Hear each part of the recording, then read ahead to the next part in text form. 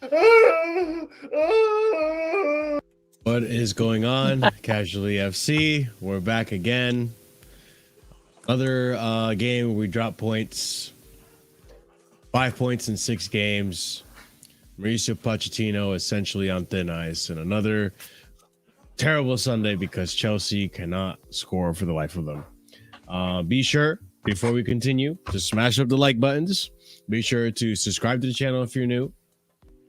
Be sure to also check out the links in the description for everyone's content. Leave a comment down below. And be sure to check out the memberships, as there's 4 different tiers starting at 99p. Any new members would greatly cheer me up because I'm just not having it today. Okay. Quick match review pretty much. Chelsea versus Aston Villa. 1 to Aston Villa at the Bridge of all places. And yeah, first half we were looking like we had the urgency to score. We were looking good. Mudryk actually playing on a left wing for 2 games in a row, looking really creative. Unfortunately, Levi Cole is still at left back, but you know what? He actually looked decent at left back today. I can't really put too much onus on him. And then we had Moises Caicedo come back, maybe a little too early because we did see he had the knee brace on. But this one, yeah, another toothless Chelsea game. We have first half creating chances, not putting them away. You can say maybe they were Emi Martinez and him doing really good to, you know, save 4 of the shots on target that we had. Or maybe we're just not clinical enough. Maybe we just need better finishers up top. I don't know. Maybe Jackson's just not the guy anymore, or ever was. Second half, Malo Gusto, which I am still debating, and we'll look at the highlight, whether it should have been a straight red card or a yellow for you know, violent conduct. It's up for debate, but he got sent off, and that's the game. And I'm not gonna say we lost because we had 10 men, but it sure as hell doesn't help. A Thiago Silva mistake when the ball goes you know, comes back to the midfield, misreading the ball. You're not allowed to mention any Thiago Silva criticism. You can't do that. Right. You have to do it in a soft voice. Yeah. Thiago Silva made a mistake. The player who we shall not name made a mistake.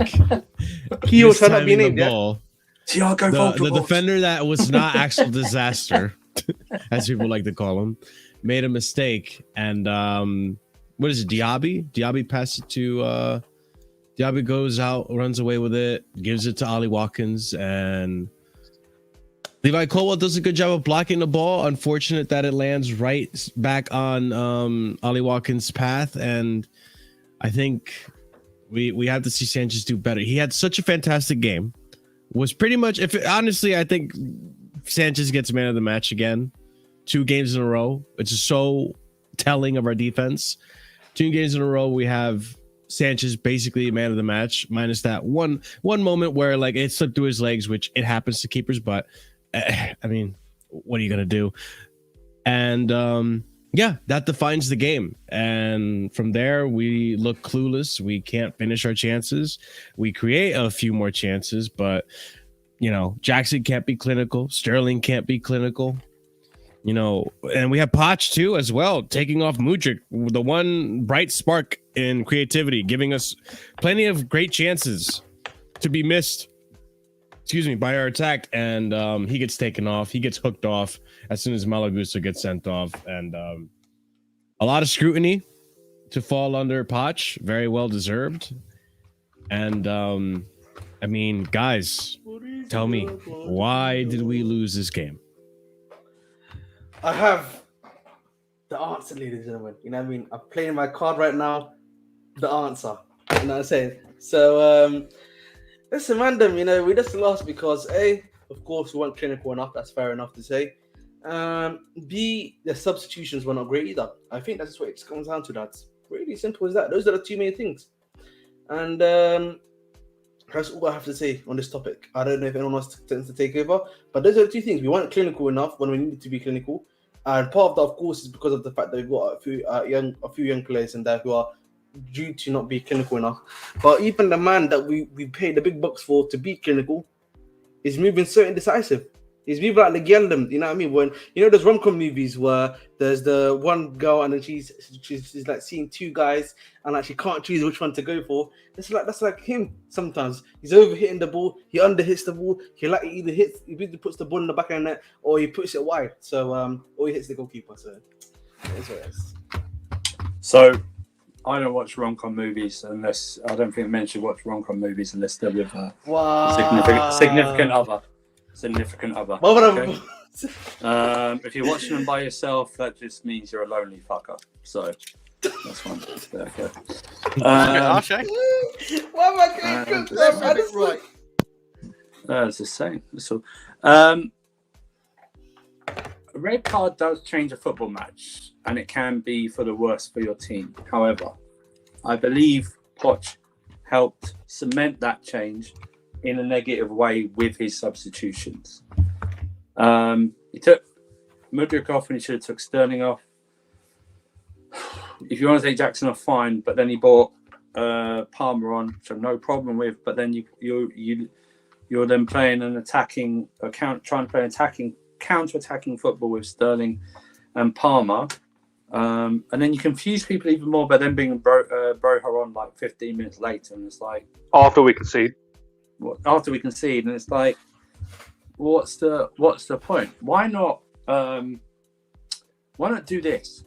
Why not put Caicedo at right back, leave everyone where they are, move Enzo deeper, take Gallagher off and replace him with Ugo Chukwu, and then bring Sterling off for Palmer, and do that. And then and take Jackson off for. I would have taken Gallagher off and put it on Palmer. Right. I've been asking for. Why not do that? Why not do that? Why don't you do that? Because we're going to go into that anyway. So don't worry, guys. There's not going to be much positive. There's not going to be any positivity really here today, as you can guess. But you don't. Yes, Indiana, but you cannot criticize Thiago Silva in this fan base because he's protected. Because he's doing us a favor by playing for us. But you can't. Thiago's human. No, well, Thiago's human. He is. Yeah. Thanks, Indiana. But no. Yeah, substitutions were just wrong and confusing.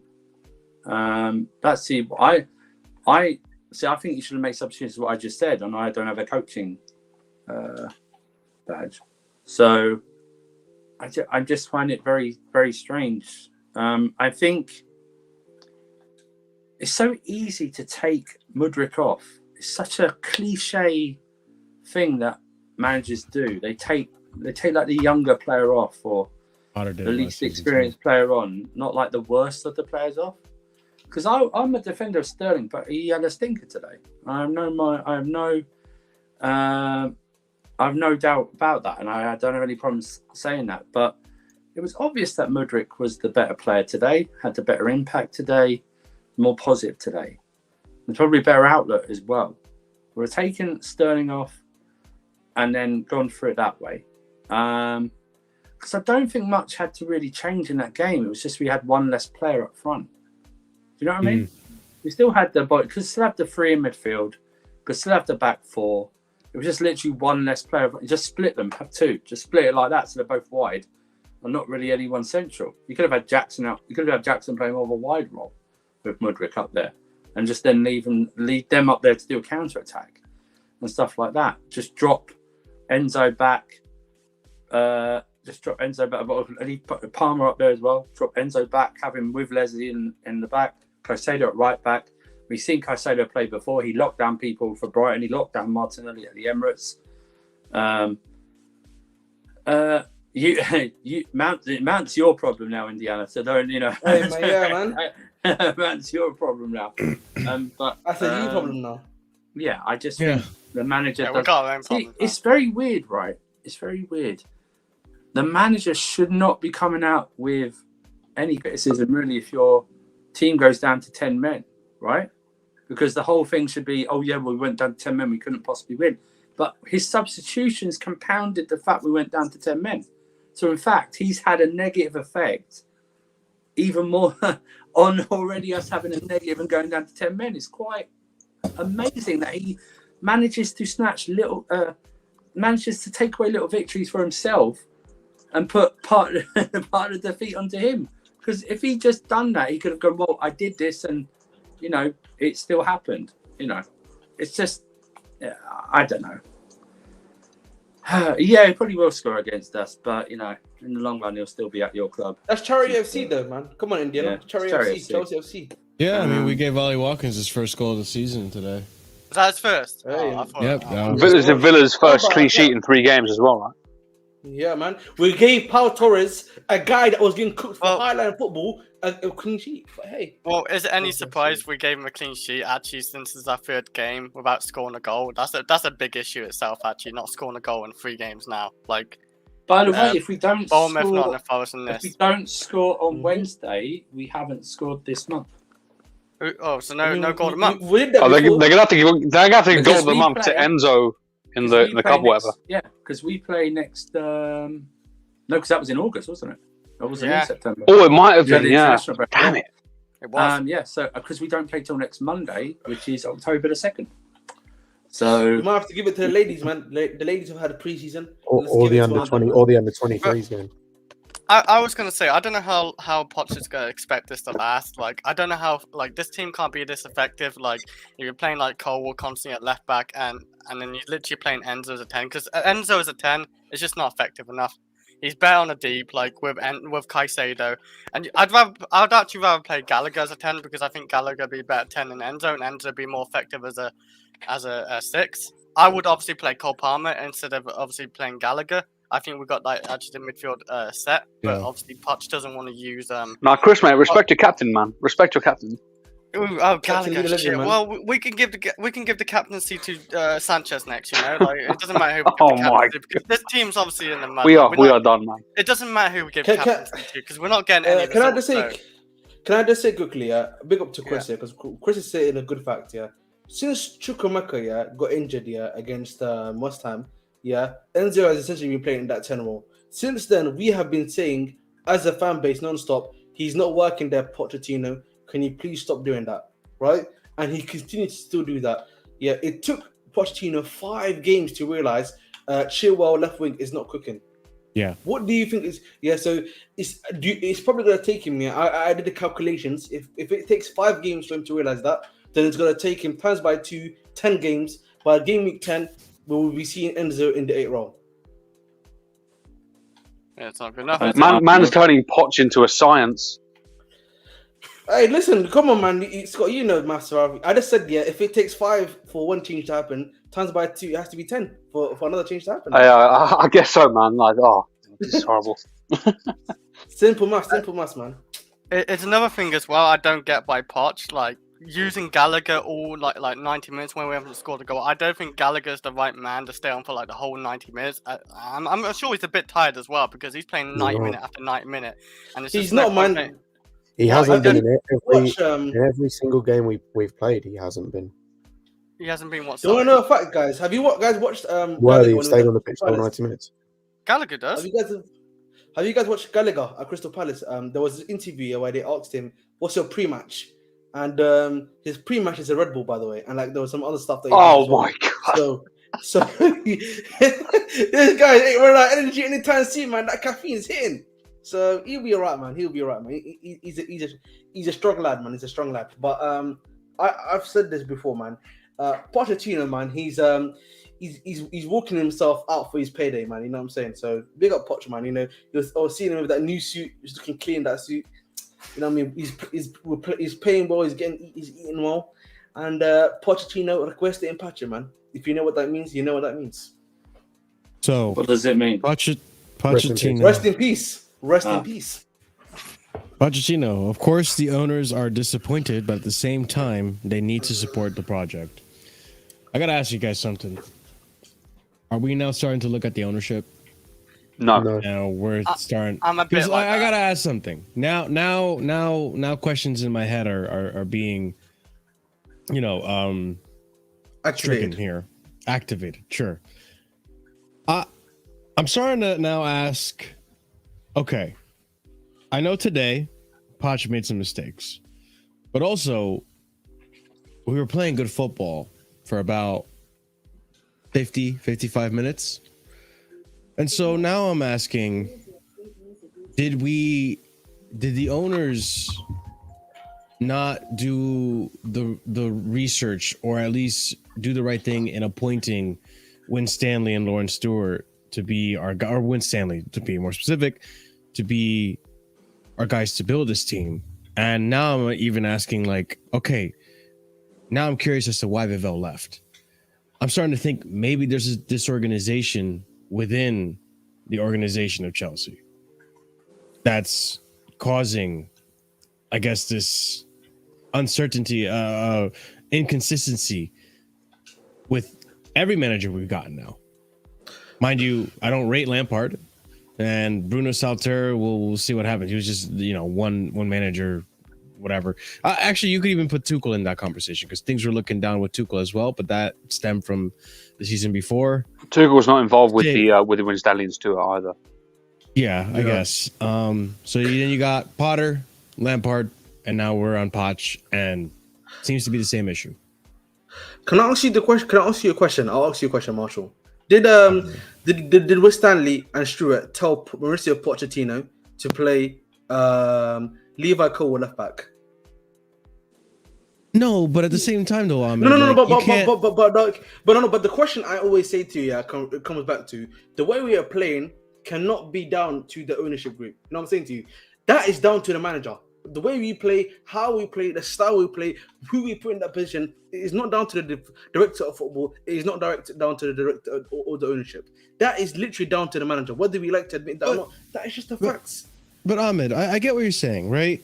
And if we were talking about the last game against Nottingham Forest, then I'm 100% on board with you. And you guys know here, I only really criticize when the criticism is merited, right? I've been defending the owners for a long time, but now I'm starting to have some questions, some doubts. And today's game, I can't sit here and say that Mudryk was ineffective now and isolated because Colwell wasn't working on the left. I don't think Colwell was the problem today.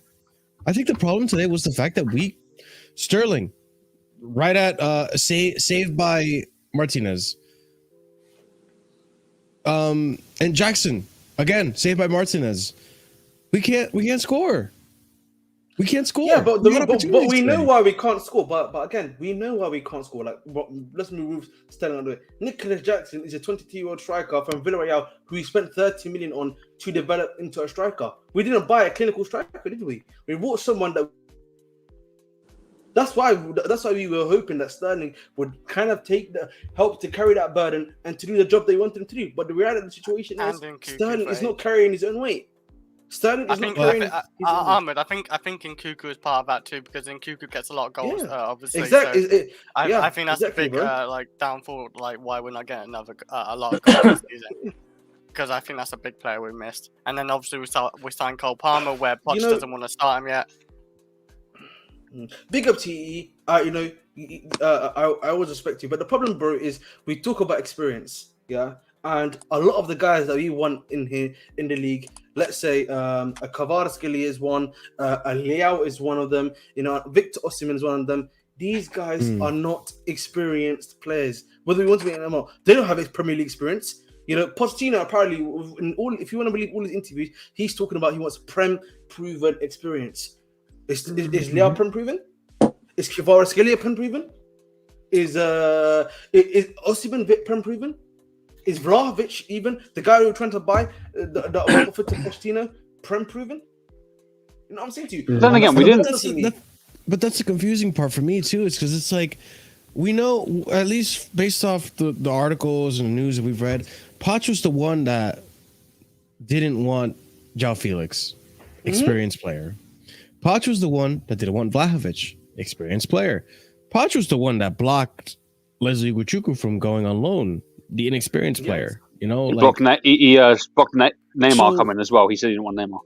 it's just like, I'm just so confused because it's like, POCH, what do you want? Do you want experienced players, or are you content with what you have? If you want experienced players, then if you have the ownership, more than happy to give you a João Felix, which I'm not going to sit here and be like, oh, João Felix would have solved everything. Like, it probably would have been the same fucking bullshit. Who knows? But I'm just playing devil's advocate right here. But like, if you're blocking, if you say you want experienced players and you have an ownership that's willing to spend the money on João Felix, why the fuck are you blocking the move? Because you haven't. Also, I'm gonna ask the same question that I asked on Lewis's stream. Who are you getting? That's got forget about who we didn't go for. Who are you going for in the league? Who's obtainable that has Premier League experience? Any player, right? It improves the team. No, that's available. Me personally, I don't give a shit about Premier League experience. I think that's shit's bullshit. He wasn't available in the summer. He's not going to be available. Ivan Toney's currently suspended from all football. He's not going to do anything for us right now. Right, exactly. Okay. Next. No one. But there we go. That's the problem. I don't think that's what people understand. And also, I keep thinking this in like my head of like, what do you class as Prem proven or having Premier League experience? I'm trying to think of Prem proven. Does he mean like how long have they had to? How long have they had to? Hang on. Yeah. How long have they had to have been in the league for you to class them as Prem proven and having Prem experience? Camel, by the way, Eze is not available on the market, my friend. We literally ruined that bridge when we tried to win Olise. And this is why I asked the question, by the way, of what do you mean by Prem proven? Because this is, correct me if I'm wrong, this is Eberechi Eze's third season in the Prem. He's played 90 Premier League games. I don't class that as Prem proven and Prem experience. And this is my point. Paqueta, not Prem proven, had a season in the Premier League. And this is exactly why I asked the question, what do you class as Prem proven experience? Can I answer that? If we are classing one season as Prem proven, that means Caicedo is Prem proven. That means that Lavia Prem proven. Enzo's played half a season in the Prem. I'm going to use the example of you could argue he is Prem proven. Colwell's Prem proven. We brought him into the team. Sanchez. Kukurea is Prem proven. He doesn't play. Let's think who else. Sterling's Prem proven. Oh yeah. Thiago Silva's Prem proven. Thiago Silva. Do you think? I don't know why, but do you think weirdly enough, like saying like experienced players? Gallagher is Prem proven. He's just about better than Prem proven. This is Gallagher's fourth season in the Premier League. You know, unlike even let's say, we remove ourselves from the Prem proven tag and say let's just go by the top echelon players. Let's say that. Let's say for example that one, Rafael Leao, for example, the club tried to bring in, weren't able to bring him in, right? They preferred Mudryk. Yeah, and they right. So there's one. Victor Osimhen is another one, right? That the club I've been looking at, but they got told 150 million. You just spent 110 million on Caicedo and 160 million on Enzo to fix the midfield that everyone has been crying about for such a long time, and they've done that, right? And then you go to the right wing. You already bought Sterling there, so like from a club perspective, you're like, can we bring in another guy on the right wing for that amount of money? No, but you thought about getting Elise instead. You had that Premier League experience to do so, and that's the thing. When you look at the market, and I'll be honest, the guys who are the elites of the elites or the upper echelon of the upper echelons, they're already tied down to massive contracts, already happy at their clubs, right? Mm-hmm. So it's very hard for you to get them. The ones in the middle, there's just something that's very wrong with them. That is on one section where it's too hard for you to use, right? And then there's just a bunch of new prospects right now. It's particularly the attacking market. You've got a lot of prospects, a lot of the top guys, and there's very little in the middle. That's what it is, man. I'd actually argue against it. I'd say there's not a lot of the top level. There's a lot of like in the middle players, and the problem with those in the middle players is you're going to get a lot of people using the same arguments in terms of like that you see about Kukurea at the moment, that you see about that we see about Gallagher, that you see about trying to think of other players off the top of my head. like the argument about Sanchez when he came, because they're all kind of in the middle kind of players in terms of, in the view of some people. Obviously, I thought Kudu was one of the best left backs in the league, but in the eyes of somebody, he was just like an in the middle player because he was playing for Brighton. Like, that's the problem, and this is the thing, is like, experience isn't always out there in terms of in the right areas. It's like there's no. I would argue right now, for good money, there's no top level experienced attackers that you could bring in, Premier League, I mean, that are going to be cost effective, that are going to improve this team as well. 100%. I mean, let me ask you guys this then. I mean, because these names weren't mentioned. Colomwani, that was a player we were considering. Who went to PSG for 95 million. Yeah, he's also not experienced. Yeah. And just recently, can I just say something to you, Marshall? Isn't it? Marshall, do you know Colomwani? Yeah, he got released from his club before he went to Frankfurt last season. What for? He got released from his French club before he went to that team. He wasn't even a new contract with them. So he signed a pre-contract with Frankfurt. Oh, fair enough. Before he got released. What about Turan? I think I'm seeing in the chat. You can blame the owners all you want, right? I will say this. If I was the owners or even the directors, I would have told POCH, you cannot go with just Jackson and a returning injured Armando Broja this season. I don't care I don't care who it is. Yeah, we have to get another striker in, okay? And preferably one who is at least a little seasoned, whatever league they've been in, okay? So I would heap criticism on the directors and the ownership because of that.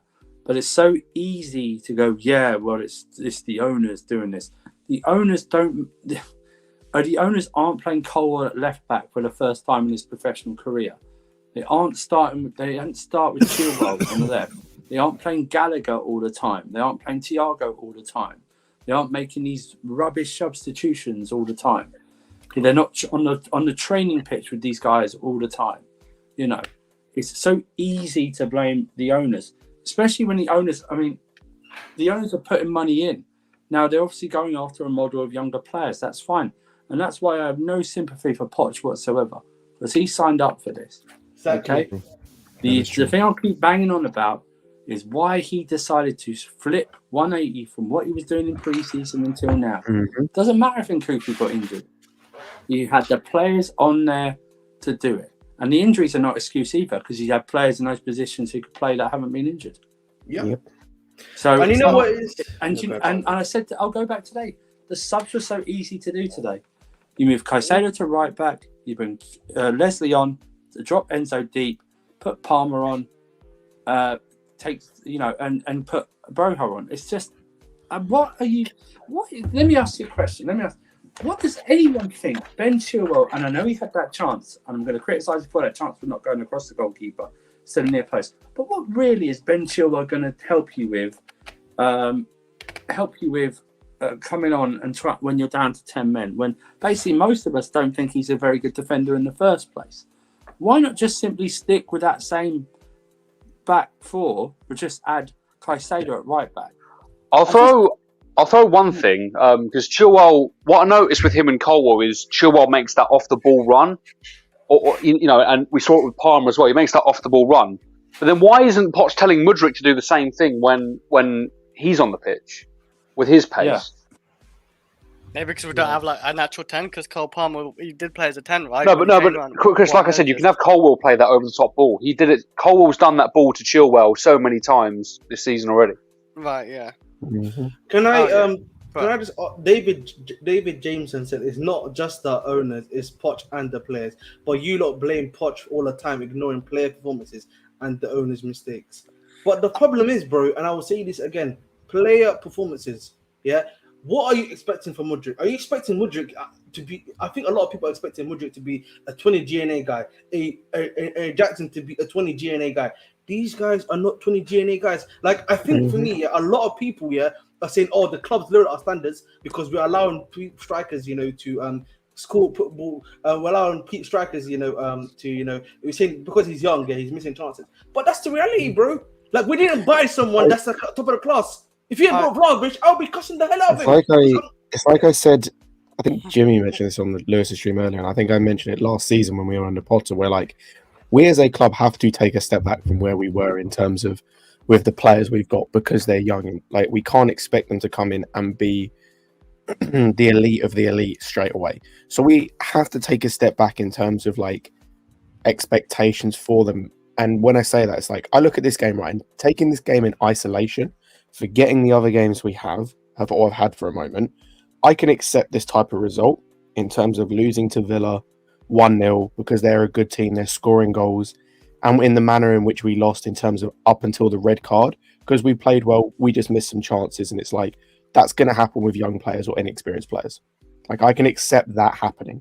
What I can't accept is everything from the red card onwards, where it's just piss poor decision after piss poor decision after piss poor decision from the manager to the point where like we can't like you took off our only 2 outlets up front. Yeah. Up until the point at which we conceded, then decided, oh no, maybe we do need a striker. So brought Brozier on with 10 minutes remaining as though that was going to make any difference. When Villa, who are coached by one of the best defensive managers currently in the game, could sit in a low block and could basically stifle us creating any chances. Explain how that worked. Can I just By the say, way, they didn't even Villa weren't even did a low block today. Yeah, They didn't do a low block until they scored. Until they scored, they didn't go into a low block. No, but they were such a highlight, and that's why we were having so many. There were a few clear-cut chances. There were more than half chances, really. But the one where Mudryk drove and cut it across the box. No one was gambling in the box. Yeah, and that's the thing. Can I just say, this is a question to the chat so that they can answer this question for me. All right, guys. Yeah, this is a hypothetical situation to everyone here. I've been Chelsea and Anorak, Vic, whoever they are. You guys are the ownership, yeah. Who would you? Okay, I'll give you the budget this year. How much do you spend, guys? 250 to 300, right? Who would you bring into this team to the first starter 11 that you believe is achievable to get and that you can buy right now to the football club? I'll put that to you. Because that's the question I want to put there first. And is that summer or January? This summer. Because last summer we can say that we brought in these guys. Okay, let's say the model didn't work. All right, this summer that we got the ownership here, the directors have got their time now to do all of their thingy. You guys are saying that. And no ridiculousness like Rice or Kane or anything like that. What was the question again? What players do you buy? So you got a £300 million budget, right? You literally can bring in any. Listen, there's no Jackson. There's no obviously, and Kuku will have to be there, right? But no Jackson. There's no Caicedo, right? No Caicedo. No whatever. All of those players. You're bringing Caicedo still, no matter what. No. I'm never gonna bring Caicedo. I would still bring in that guy. None of the new players that you've been hearing in the summer have been brought. Tell me who you bringing in. See, the striker option in the world right now, obviously you can't get Harry Kane because that's got to be unstoppable to get. This is a question. Question for the chat, Chris. This is a question for the chat. I want to hear from them. I want to hear from them. I'd say let's open this question up in general. Wait, if you want to, let's do it then, yeah. Because I obviously now Leao's like 160 is not worth that. I'm not sure how much Cavachile is, but I would. I'm not sure about Cavachile in all fairness myself, but like Leao, he's fallen off recently anyway. Yeah, that's he's only had one goal contribution. I was sure 2022 guys. I was sure about Leao, but now he's 160. The only player that I wish we brought in that we didn't get in the summer window, considering what striker options were out there and what goalkeeper options were out there, is Olise. That's it. And that's not really on par to blame for Chelsea. That was more so with Crystal Palace. No, he's also injured. He's also injured. I get that. But like, I feel like even if Olise was fit, if we brought in Olise, I would have bought Dybala for 10 million. Let me just CFC for life. I understand the Man City. Yeah, I was just about to say this. At the time, remember, Kuku wasn't injured. All this age thing of not going because he's 26 is bullshit. Why are we so linked to Ivan Toney, who's 28, who's older than Madison? So I would say this: Would you still have gone for him if Nkuku wasn't injured? I just want to know that. If you do, that's fine. I totally. This Kudu's argument is driving me mad. The thing is as well is with Maddison, you've got to look at it from his point of view. Where's he going to rather go?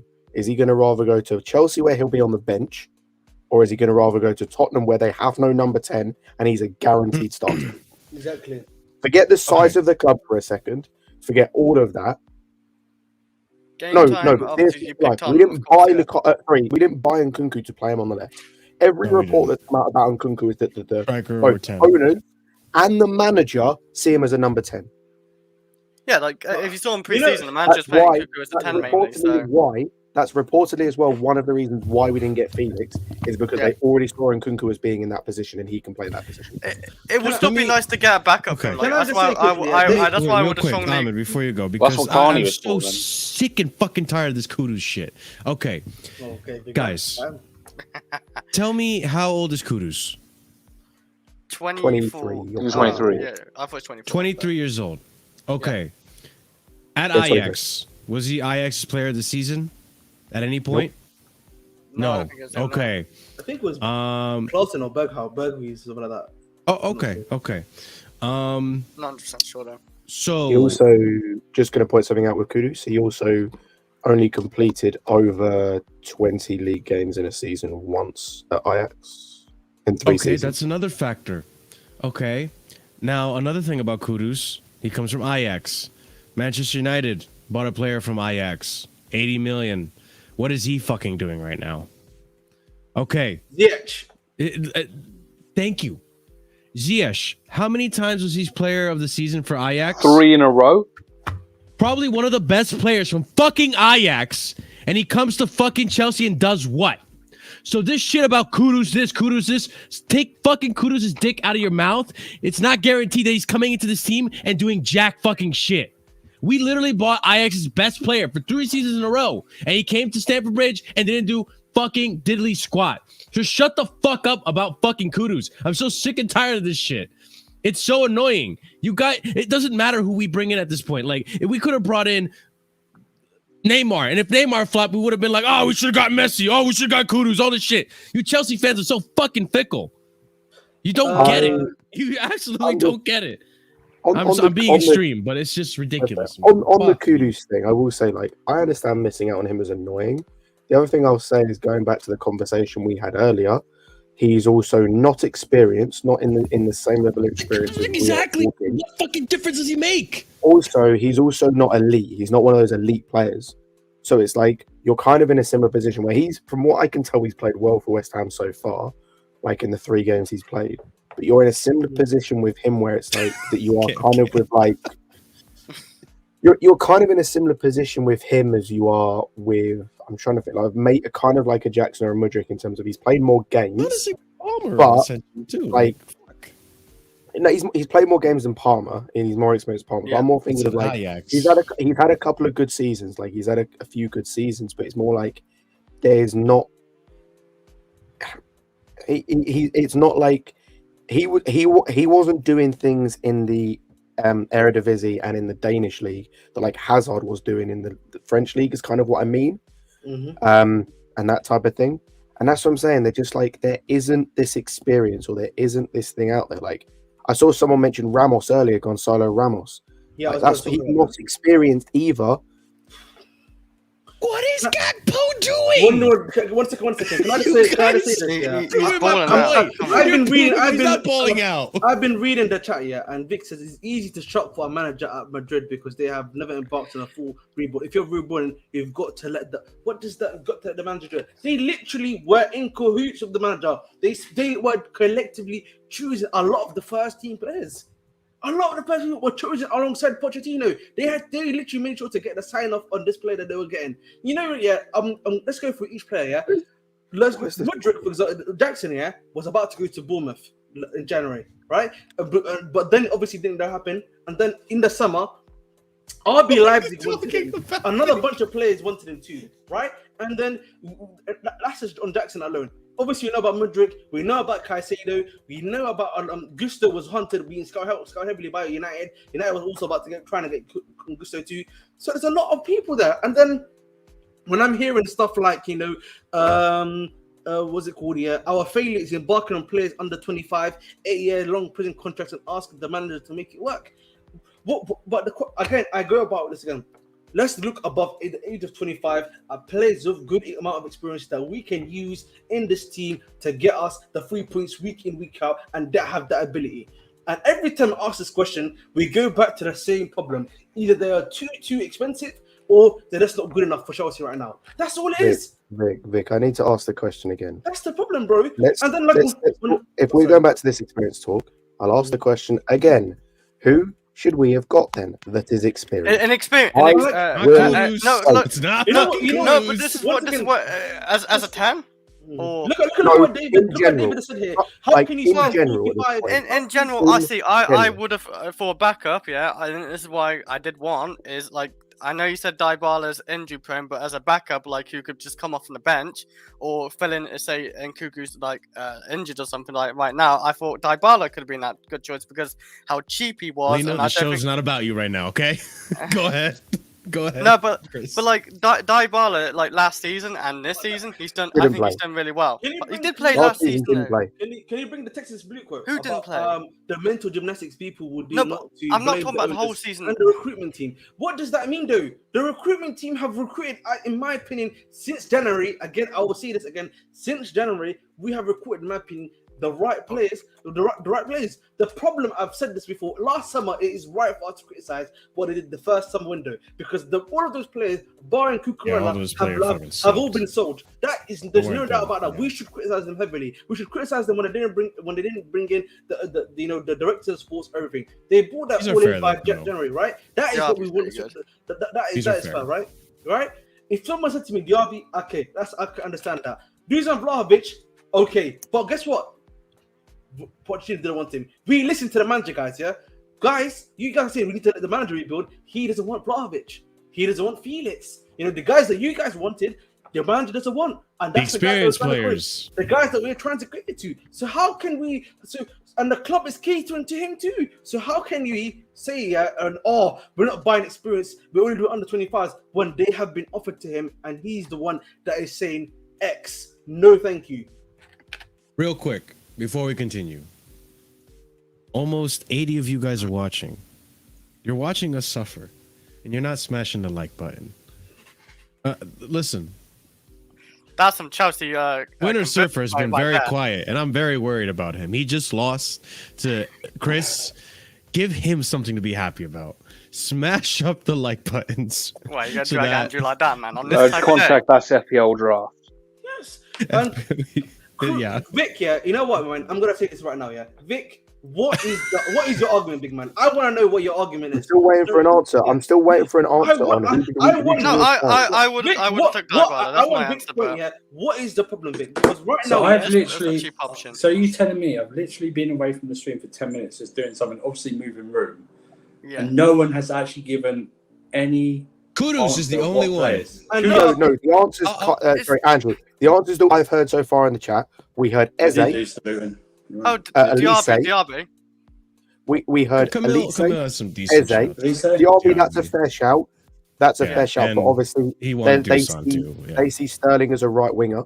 So okay, so Elise we went for. It didn't work out. So yeah, we did. The people that I've seen. The people we've seen is Kudus, Elise, Eze, Madison, we already discussed. Holy shit. And I think that was it. Those 4 players, maybe one other I've forgotten. That's all I've got. None of which, by the way, well, depending on how you define experience in terms of how long, I'd argue none of those have real Premier League experience. So here goes Texas Blue. Yes. What project do you think he was signing up for, and how do you determine experience? Because Conor Gallagher is experienced with his 4th or 5th season in the Premier League. Because remember, he wasn't just at Palace. The season before, he was at West Brom. There's his second full season with Chelsea. So how do you determine experience? Because I don't think Gusto's experienced in the Premier League, but apart from today, he's been absolutely brilliant. And so, how do you determine experience? He's been brilliant. and he's been injured. So how do you determine experience? I'm Also- sorry, but Premier also- League experience is a load of rubbish, I think. Because Oh, there it's is I not. was going to say, there That's is the other other point I was leagues what gonna are bring similar up to us here. as well. Like you can Is- go to the French League and get a lot of good players from there. I like the French League. You meant age, I not aggro. It's Yeah. a typo. You But meant like, age. also, Oh, right. this is the thing. Yeah, Is like the thing that people keep forgetting it when they keep saying, "Oh, Poch said he wanted experience." Yes, he also said he wanted Premier League experience. So Kudus doesn't have that. Elise's been in the league like 2 years. Mhm. And Love James like, Ward-Prowse. and again, depending on how you view that, I don't really count that as much experience. He's also injured right now. Vlahovic doesn't have that. Dybala doesn't have that. Who else do we mention? Felix has half a season. So I'll go back to. See, I what could say Premier something League- that's unrealistic stuff. Premier say- League, apart from Maddison, what Premier League experience player are you getting? One in this Danzo. I would agree with you. I would have taken James Ward-Prowse, but you know what most of his fan base would have said? Set piece merchant. Have you Rubbish. seen our set pieces the last 5 years? Seen our set pieces the last 5 years? We barely beat a corner. Plus- We barely have a corner into the box. I No, would plus- take James I think Ward-Prowse. Marcus Alonso was the last person to score a free kick in this team. Mate, Big No, it was Mount. Kilo says Neto. I would have agreed with you. Oh, with that's Neto. good now. And Neto's been out for 2 full seasons, guys. He's only come back this season and he's had an ACL injury. Can I just- I'm pretty sure he's already cooking now. Can I just say on James Ward-Prowse, by the way? Where was he going to play in this team anyway? Because he's like, Yep. he's not the same player as Enzo, but they're that profile where you'd have a DM next to them. He's the second guy in the pivot. He wouldn't even play. He would be good Texas. backup. Hold If, on. Just as a backup, though, but that doesn't affect this things is most of utter the time. fucking No, bullshit. not just for us, because you guys aren't scouts, like, okay, reverse the roles. Okay, let's say that we got our scouting to work and bring in players. You guys wouldn't have rated them anyways, and you know that. You know you guys wouldn't have rated them anyways. Say, hang on, when You guys wouldn't have known any of there's those players, it would have when been, there's who's been this guy? people He's that got have no been brought experience. up, Fuck off. when we've been linked with players, like when we were linked with Smith Rowe, when we were linked with Rafinha, when we were linked with Ferran Torres, everyone laughed at them. Everyone turned their noses up at them. All three have Premier League experience, by the way. All three of those have Premier League experience. Again, depending on how long you class experienced. How many? Can I just say to the comment that Vic makes here again? You keep banging on experience, blah blah blah. A team should be mixed up. I said experience, winning mentality, age, and work. Where rate. does a winning mentality come from? So again, winning mentality. We have Raheem Sterling, a guy that was winning Premier Leagues back to back at Man City, was one of the best managers in Pep Guardiola.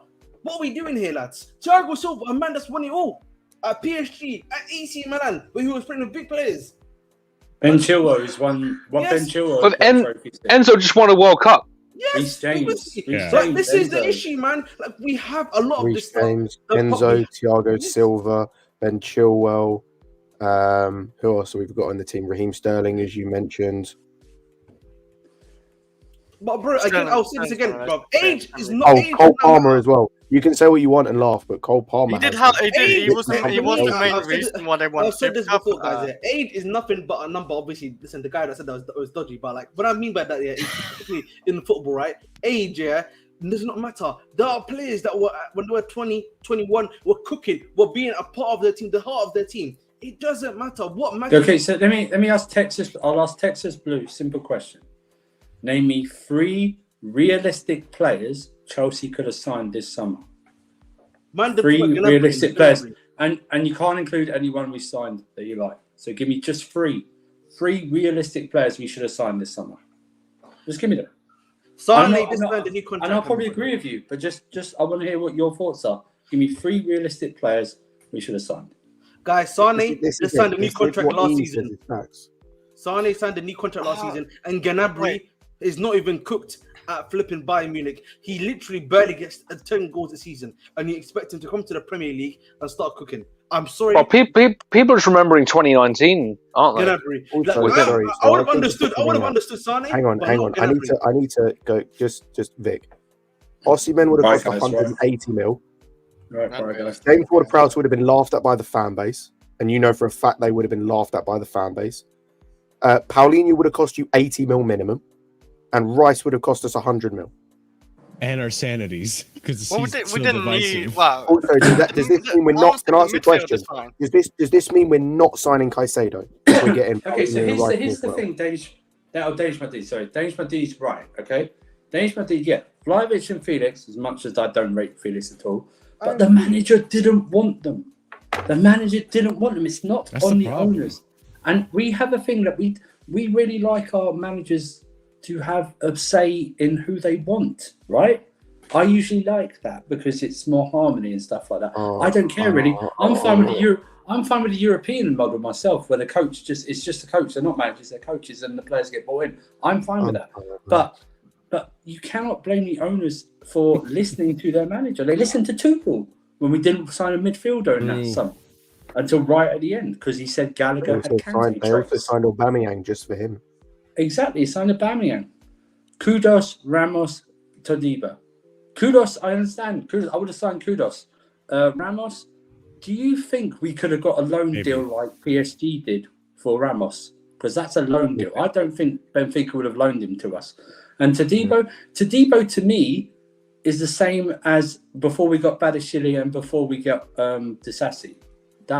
He'd be still a question mark. That's fine though. But at least who named those players? Todibo hasn't. At least David, you named players. At least David stepped up to the plate and named some players for me, which I appreciate. So I appreciate that. Yeah, Ramos is not a bad shout either. Can I ask the question? Yeah. Can you do maths? Like not in a disrespectful way, because I just told you that every play, like all those players you just mentioned, are going to cost you about like around 300 mil, and you just told me that Lavia, Jackson, and Palmer cost us 140. So where's the other 160 coming from? So I'll ask again. Does this mean in your hypothetical situation, you're not signing Caicedo? Are we not signing Caicedo in your hypothetical situation? Yeah. The problem with Ramos was that he had a very downturn second season. That's fair, Dave. That's a fair reason. Which is why Bar and PSG, no one else went for Concaja Ramos because of the fact that he had such a bad second season compared to what his first season was. Too. So Todibo again is a good centre back, but again he's young. You basically get another body issue, another Levi Cole, where he's going to need a bit of time with him too to get to that level they want him to. So if you're okay with that, then bringing in Todibo is fine. I was going to say, like, the board has actually done really well, like, signing midfield. Like, I think every Chelsea fan is amazing, like, how many, like, midfielders we've got, like, Lavia, Caicedo, and Enzo I think has actually set Chelsea's midfield for, like, 5 to 7 years. You know what's crazy? People are already turning on Enzo right now. As of right now, part of this fan base is already turning on Enzo. And that's honestly down to POCH, like, where he's positioning, like, the last, like, few games. Like, Enzo as a 10, it's just never going to work out as a 6 or as an 8. That's where he's best at. The problem with me, I guess, like what we've done is like we basically just signed Jackson and just relying on Jackson. We signed this Washington kid. Texas Blue finally gave us an answer. There you go. Martinez is in that list. Kingsley Coman, who's like one knee injury away from retirement. Yeah, like he is realistic. The mighty injury from Kingsley Coman. All right, but at least I'm glad he's named some players. Yeah, Coman's a Kudus, who's inexperienced. Kingsley Coman literally did an interview and he said he's one knee injury away from retirement. Yeah, and let me just rate these. Martinez, I want everyone in the chat, horrible. Right? I want everyone in the chat, not because whether you think the players are good that we already have it. Just rate the players that people are mentioned just by themselves, not against who we've got. Just individually rate them as you currently see them. Because for me, Lautaro Martinez, and I speak to a lot of Inter fans, is they don't rate him that highly. Trust me, they don't rate him that highly at all. That's funny. That is funny. We all watched the World Cup as well. We all watched the World Cup. Like, are we saying Lautaro Martinez is supposed to be an upgrade on Jackson or Sterling's decision making? Are you kidding me? Get out of here. We're still in the Champions League final. I actually thought Lukaku was better than him on the pitch. I'll be completely honest. Oh yeah, if I ever did that. How? And this is a question. This is a question to the panel as well as the chat. Right. How do you think that this fan base would have reacted if we had signed Julian Alvarez? My God! Another kid. Unproven young kid. What are we supposed to do? We have Broja. Does anyone want to take a guess? Honestly, I wouldn't mind it since it's back. Does anyone want to take a guess? Because talking about the World Cup, he was after Messi. I'd argue. Well, he was their best shot. Enzo, maybe. I was about to say he was their second best attacker, but I think Di Maria was ahead of him. But does anyone would like to take a guess how many games he had played before he came to Manchester City? I wouldn't. Plus, At River Plate. Goda Yes. Frog says it right. Martinez works well with in a partnership. Up front, he's up front by himself. He is god awful, absolutely god awful. We've seen it. We've seen it. And we're not even playing 4-4-2 or 4-2-2. Alvarez played 74 games for River Plate. But I wouldn't honestly. I was gonna say, Scott, I wouldn't mind actually. Even though I wouldn't known him, but at least I would have known Jackson would have had competition and backup. Because that's the one problem I had this season where we just signed an actual backup striker to Jackson. Let me, and it's not really fair on Jackson either. He completed one full season at River Plate. He completed one full season at River Plate. Have you noticed how twisted this fan base is? Right, most of this fan base for the past 4 years have been bigging up Cobham. What does Cobham hold? Young players, right? Young players. Now the actual ownership, I've seen a profile of young players. Now it's not good enough. But but when we're adding all the players from Cobham, it's suddenly good enough. Have you noticed the twisted, schizophrenic views of this fan base? I bet you if all these guys were from Cobham, most of the fan base would be sucking them off. Going, yeah, they're all good. They're all good. They're from Cobham. Trust Cobham. I don't disagree with Texas. It could be possibly because of this. I like as much as we're gonna go back and forth with you guys about what experienced player would you have brought in and stuff, in an ideal scenario, in my opinion, which when we asked in the beginning, if we had Elise, who maybe in an ideal world was fit, I think it would have been a good fit with a little bit of he's young, but at the same time he has some experience playing football at France in the Premier League, which again Premier League experience I don't give a shit about. But I don't know, for me, when it comes to the attack, and I'm gonna pull up this POCH comment right now actually, just to read this out loud. Mauricio Pochettino on Chelsea's lack of goals, work. Trust in them, confidence. We have the squad we have. We need to try to build confidence and give them all the support they need because they need to perform on the pitch. The performance is good, not excellent, but we are missing goals. I start tomorrow again to prepare the game for Wednesday and hope we can score Wednesday. There's such trust there you showed in Mudryk by subbing him in the 60th minute in 2 games in a row. I mean, the thing is though, I gotta give credit where credit is due. He actually finally decided to stop this Chilwell nonsense and play Mudryk, which has been working out for him. Mudryk, I mean, despite what people have to say about how Mudryk's touch is terrible and all this bullshit and that, he did exactly what I wanted him to do, which is create chances. And Jackson couldn't finish him. Sterling couldn't finish the chances he was given. It's maybe if we had a player that had a little more experience, I think there's not many to choose from. You know what it is, Marshall? Maybe we'd finish those chances. Maybe the IQ is there, You know what it is, Marshall, bro? I agree with what Texas Blue is saying, but the problem is Texas Blue, we're not even bringing out the juice from these players that we need to. Right? We're not even bringing out the quality of all of these players that we have right now. That's the problem. Are we bringing out the best in quality of Mikhail and Mudryk?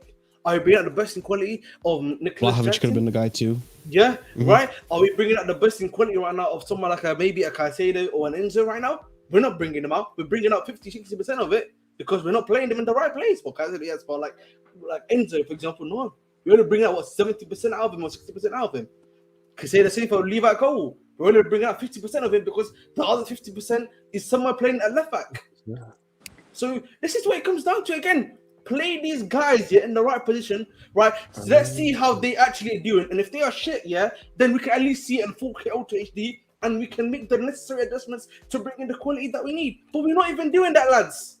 We're not even doing that, lads. You know what I'm saying to you? Come on, man, them. You know what I'm saying? Let's not kid ourselves. Let's not kid ourselves. Plus, man. I know the guys are right that usually you bring young players in and you have experience around them who can lead and take ownership, and that's what usually happens. That's why Alvarez is looking good because they brought him in when they brought Haaland in, so all the focus was on Haaland, right? All the focus. Give him a year to settle in. He had a fantastic first year in his career, probably the best he's ever going to have. But the thing is, that's what I said earlier when I criticise the ownership. I do criticise the ownership. I'm not like, oh yes, no, they're fine. But they should have insisted on bringing in another forward so that Jackson could have the same introductory year. You know what I mean? They should have said, that's fine. If you don't want Vlahovic, we have to get a more experienced striker in. We can't go with Jackson and a returning injury-prone Armando Broja, and maybe get Tony in January. There's no guarantees Tony signs for us in January. If Arsenal came in for him and are in the top 4, why wouldn't he sign for Arsenal or Tottenham or something like that? Why would he sign? Why would he sign for us? And it just. But the thing is, also it's like, oh yeah, well they haven't got experience enough. And how do young players get experience? How did the likes of Lampard, Good Johnson, Robin, and stuff like that gain experience? Because they got played. They got played. It's the fact that, I mean, Cole Palmer should have played today. He should have started. I don't know why he's not starting. There's no reason. There's no reason to not start him today. For me, that was a must-win game today. I know we went down to 10 minutes. But you should give yourself this whole thing about Gallagher and I'm not saying that him, just like the players he keeps picking are letting him down. They're letting him down, and that he will pay for that with his job. So it's just madness. That's what it is. I agree with Bright Guy that we haven't created the environment, but who does that come down to? Who does that come down to? The manager. Like you can say yes, the experience, but we have some level of experience in the team. If you play these guys, the style of play helps them develop week in, week out, much like how Arsenal did. Yeah, then you build that environment. That's what we're trying to say. We're not even building the environment for these guys to flourish. Go ahead. No, finish what you're saying. So I want to ask Scott a question. Because if you look in preseason, guys, right? He had the formation. He had these guys sticking. He had the he had what's it called? Yeah, he had like the style of play that was complementing all of these young players and the level of experience they're at and that they could develop in. Then when we started the new season, what happened, lads? What happened? Like, that's what our chat's not questioning. The thing is as well. Can I ask Scott a question that someone put in the chat? Not a quick. Can you address this for me, Scott, please? Remember, don't go too long, but just. Can you address that, please? Oh no! I'm going to try and keep this as PG as possible. I'll ask. Actually, are we talking just this game or are we talking this season? Well, let me just clarify this. Effort's fine, but you have to have quality with effort as well. Yeah. Otherwise, just pay all of us to run around on the pitch. I'd play. That'd be tough at the moment for me, but the rest. Hey, I'm happy to play I'm happy to be on a pay-as-you-play like contract and play like 30 minutes a game.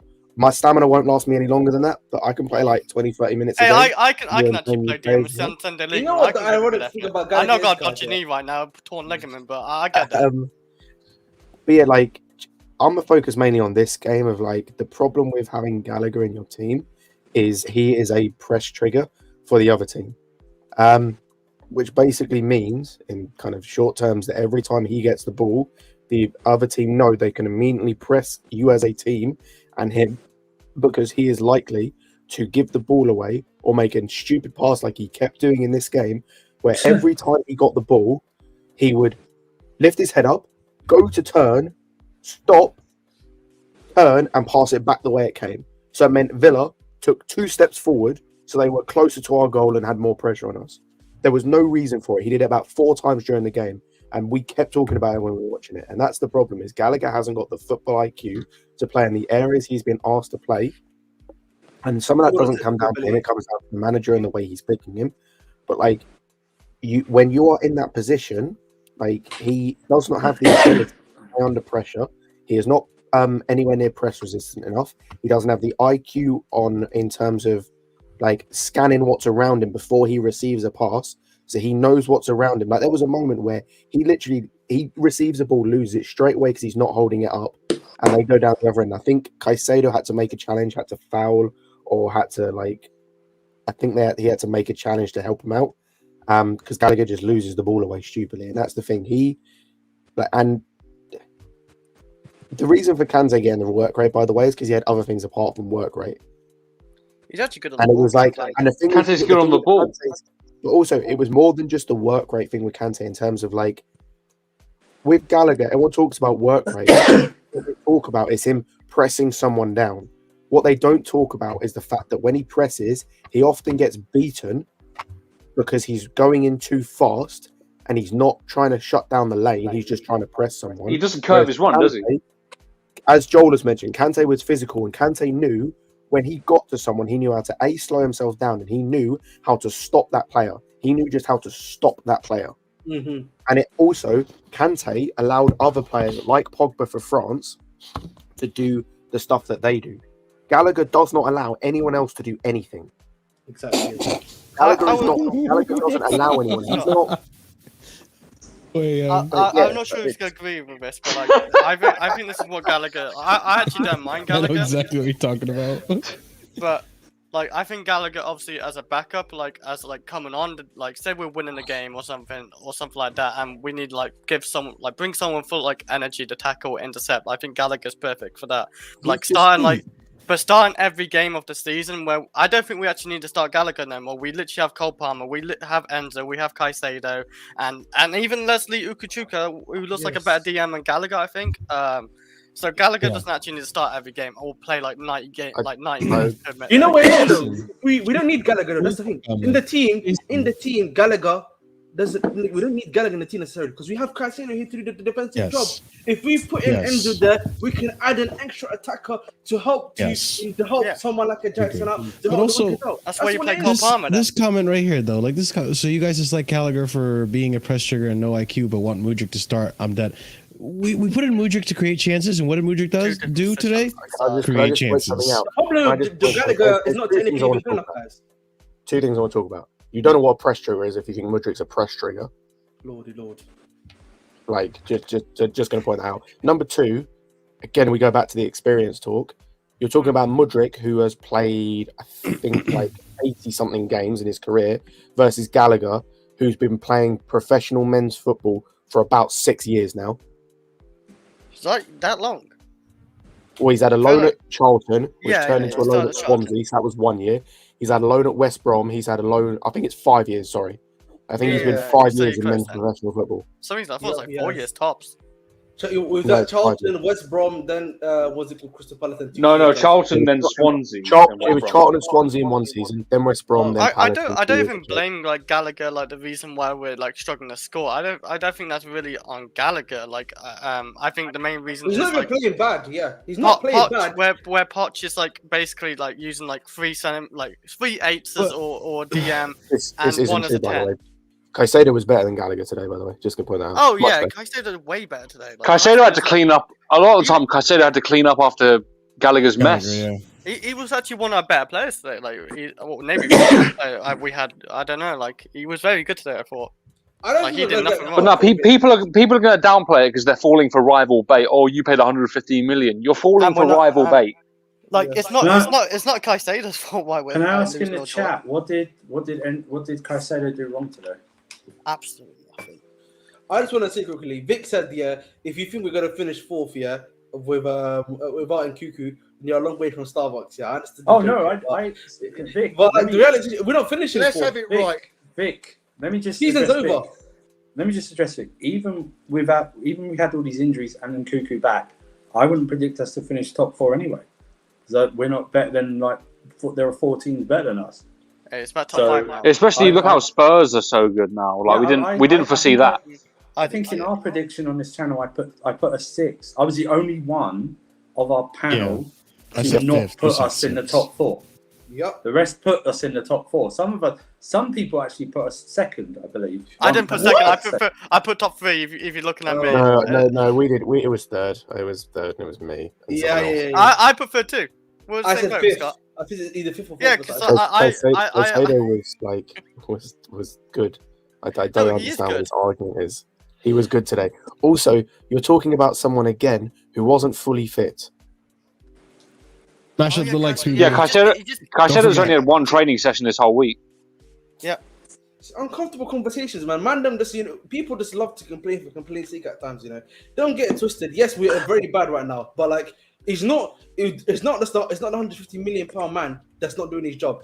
It's the other stuff that is going wrong right now. You know what I'm saying? We need to have a thick analysis right now. Yeah, I think the ownership yeah, we need to think about what's going on. The ownership, yes, there are some things that they've done wrong, but the reality of the situation, is we need to focus, on what's going on the pitch. That's what's going on. The squad's come in, everything's come in, and in my opinion, after this, we need to transfer ban Chelsea because the transfers are not helping Chelsea either. That's what it is, man. They're not helping us, bro. They're making us worse. Not wrong. I think M3 put it right. Caicedo's only problem wasn't fully fit. Can we get a striker and then we transfer ban ourselves? No. I'll take a transfer. I'd just rather with the transfer ban us right now because we need another. We can't just rely on Jackson the striker. I really couldn't give a Scooby. Well, then you go ask him what Scott wanted last season. Hang on.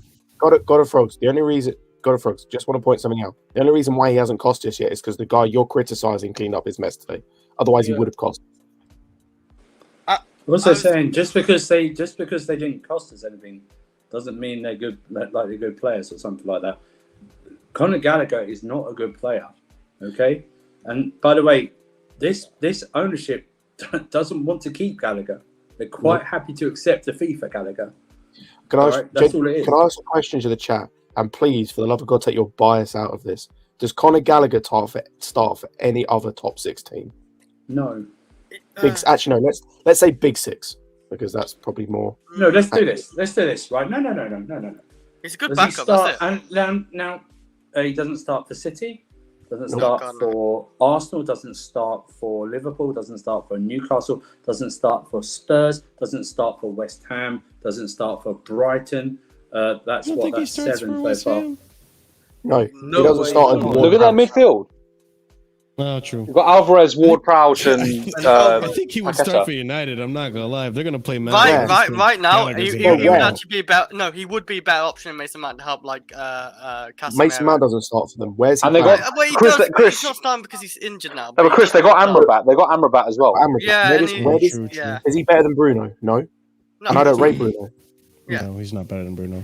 He's not. Yeah, he's not better. He's not better. Does he start for Aston Villa? Does he start in the Aston Villa midfield that we played today? No. Who they have there? They had Camara, Douglas Luiz, McGinn. Let me check who their current midfield is, and this might be an uncomfortable call. Actually, does he start for Fulham? Nope. They've got what's his name from that they brought from Everton.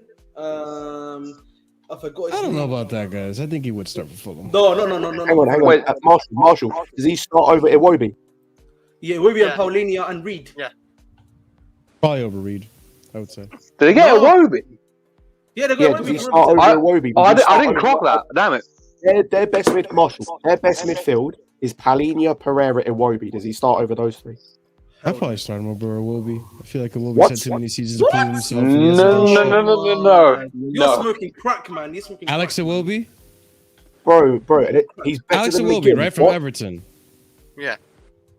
What has he done at Everton? For how many years has he been an overhyped player? He was arguably their best player. He was arguably their best player last season. What are we talking about?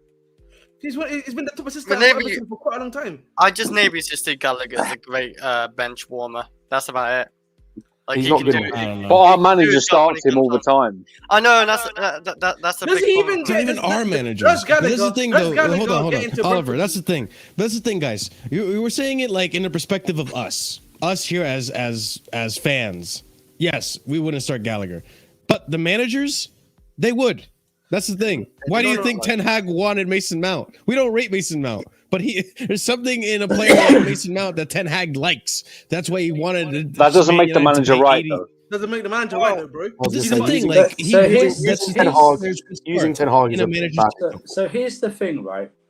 It's that God of Frog says it's a hate agenda. People want to be right. Why are you then not? Why have you noticed that we haven't accused you of having a hate agenda against Caicedo? We haven't done that, or an agenda at all. It's just an opinion. It's not an agenda. Our agenda. It's not an agenda. Our opinion as of Gallagher is not of just these 5 games. It's his general overall how he plays for us for the past year and a bit, and for England. He doesn't add anything to our midfield. He actually complicates a lot of things. And I will defend Gallagher for over criticism, like I did against, like for Bournemouth. I didn't think he was the worst against Bournemouth. Yeah, he does actually. Yeah, we would have probably if he was Actually, available. go back to Danish Maldini's comment. This is facts, by the way. I mean, yeah, Arsenal wanted him. I was saying this here, guys. Do you think Gallagher starts in Brentford's midfield? In Brentford's midfield right now? Who they got in midfield? They got Janel Jensen. I mean, he might do just because he might do. Depends. It depends if like he might do just because he's a name. But I don't know.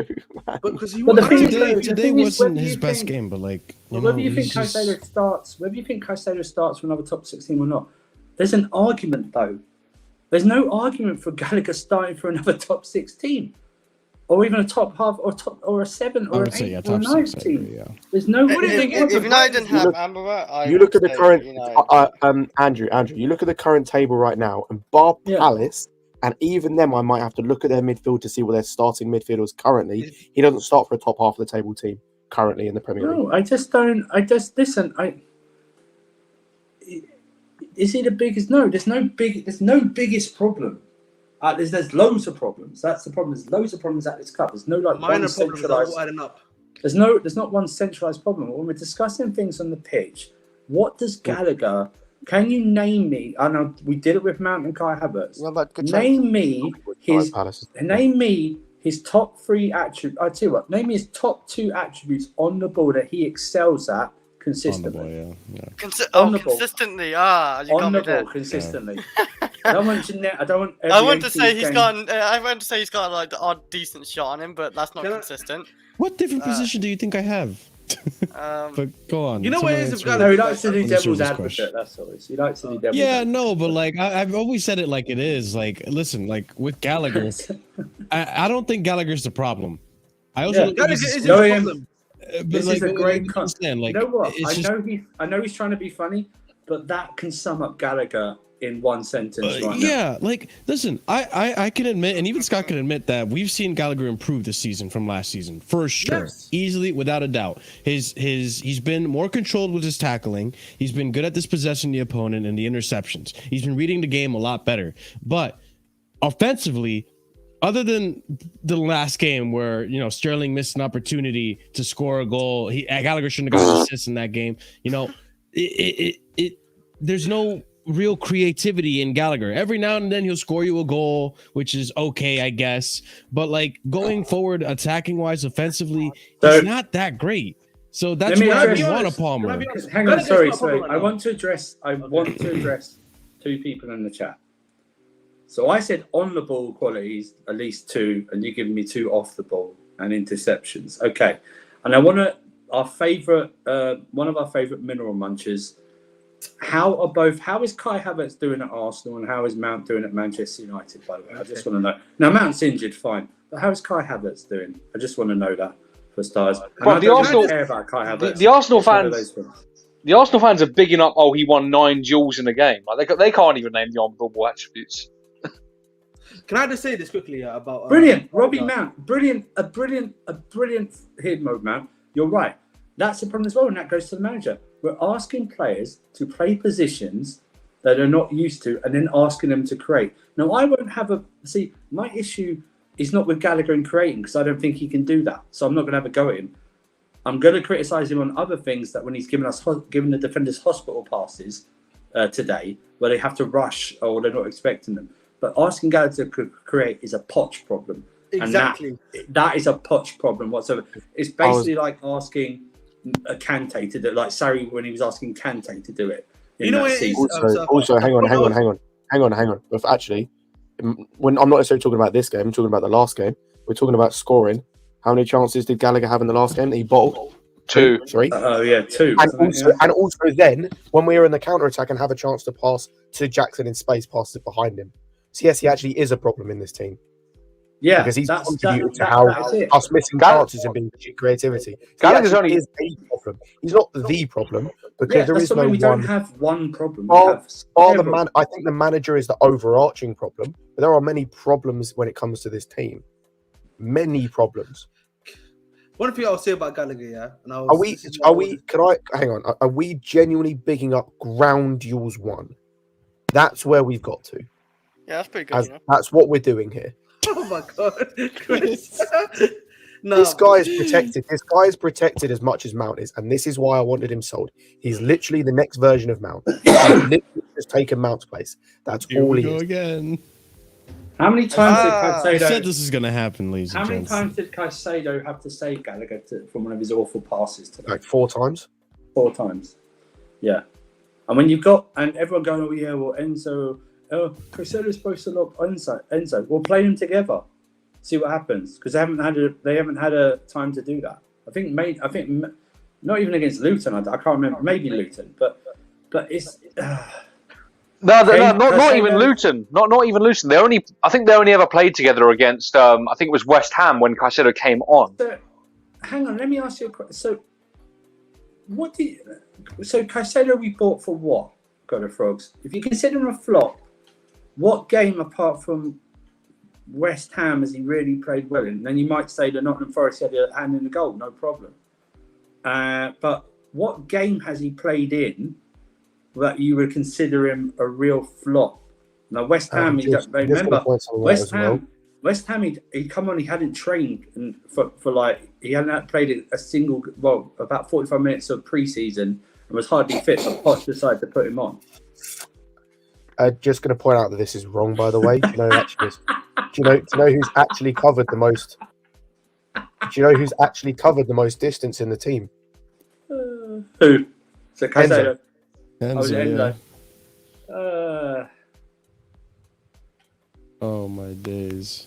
This was as of I do want to September. say.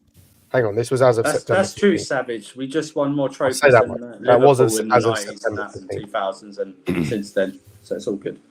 By the way, ladies and gents, almost 90 of you are watching, and there's only 35 likes. Let's try to get to at least 50 likes. I Wipe would your say feet it's at worse the than door. Chelsea's conversion rate, but that's actually better. So Worse than Chelsea, period. Now, see, I don't think Caicedo's a system player, but I agree with Matt on this one. And note this down. You're right. I think Poch is making him look sometimes like slow the way he's playing, but it's who you're playing with, right? Let's see what let's him and Enzo have a run of games together, and let's see what these guys can do. But you're right. I think Poch has a impact on him in the way who's he playing with and who's having to mop after and stuff like that. Because we saw him, he's a good. He had brilliant passes today. Broke up the stuff and laid off the ball. That's what we bought him for. I'm not buying Caicedo thinking, get me GNA. That's the problem. Why what are we buying people for Caicedo for? We're not buying them for GNA. We're buying them to do their job. That's not Brighton. That's not like Caicedo. What happened? I just want to come back. I just want to come back to the Gallagher point, right? And it's pretty simple for me. Yeah, he's not doing anything wrong in my opinion. The way he's playing. The problem is, why we don't need his type of midfielder in the team right now. That is the issue right now with Gallagher. We don't need the interceptor because we've already got Caicedo there that is meant to be doing that job that he's meant to be doing. So we played Enzo in his position and we played Cole Palmer there to create the attack. That's all it is for me. Like, I'm not even going to cuss out Gallagher, whatever you need to do. For me, it's just as simple as that for me. His style of midfielder is not needed. Simple as that. Move on, man. Let me ask God of Fox really quickly something now. What you see the midfield of like 2 DMs and a 10, and it's Gallagher, Enzo, and Caicedo, right? It's them 3. Who would you rather see? An actual 10 like Cole Palmer and then Enzo and Caicedo, or would you have Gallagher, Caicedo, and what's his name, Enzo? Let me also point out, Chris. You say we got low expectations, but you're building up and protecting Gallagher. That's irony for me, bro. I think you're trolling at this point. Let me introduce you to Tony Stank, irony man, right here. Do you know what I mean? God of Frogs. I mean, Jesus Christ Almighty. And this isn't obviously. I'd rather engage with a conversation like this than actually someone agreeing with me. But to say that we have low standards and then you big up Gallagher. That's just whose standards are really low. I'll send you the link out of Frogs. I'll send you the link out of Frogs. Please, do you know what? Big up God of Frogs. Check your Discord. I'm going to send you the Discord right now. Big up God of Frogs because at least he's got the balls to ask to come on. I'm not saying anyone here hasn't, but I'm saying like other chats. People criticize people don't have the balls to ask to come on. At least God of Frogs is doing that. I like that. He has his opinions. This is not. By the way, we're not hating God of Frogs. We're just having a discussion right now. That's all it is. Nah, we hate him. We hate him. Oh, you might. Yeah. Nah, it's we. You might have your Celtic roots. That's why.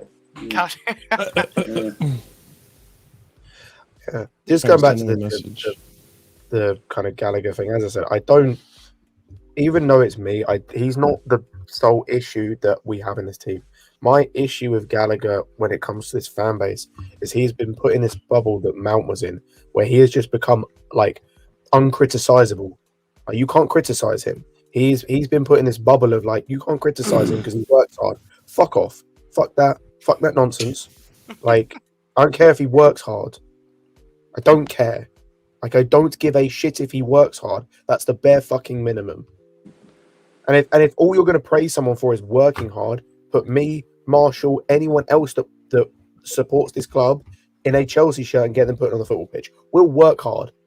If that's all it takes for people for like you to get like paid, like good money, and that's all it takes. I'll work hard for the team. I'll be shit. I'll be absolute dog shit, but I'll work hard.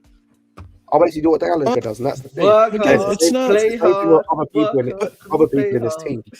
They are you can't criticize them because you're seen as like just, I love his Abby as That's well. the thing.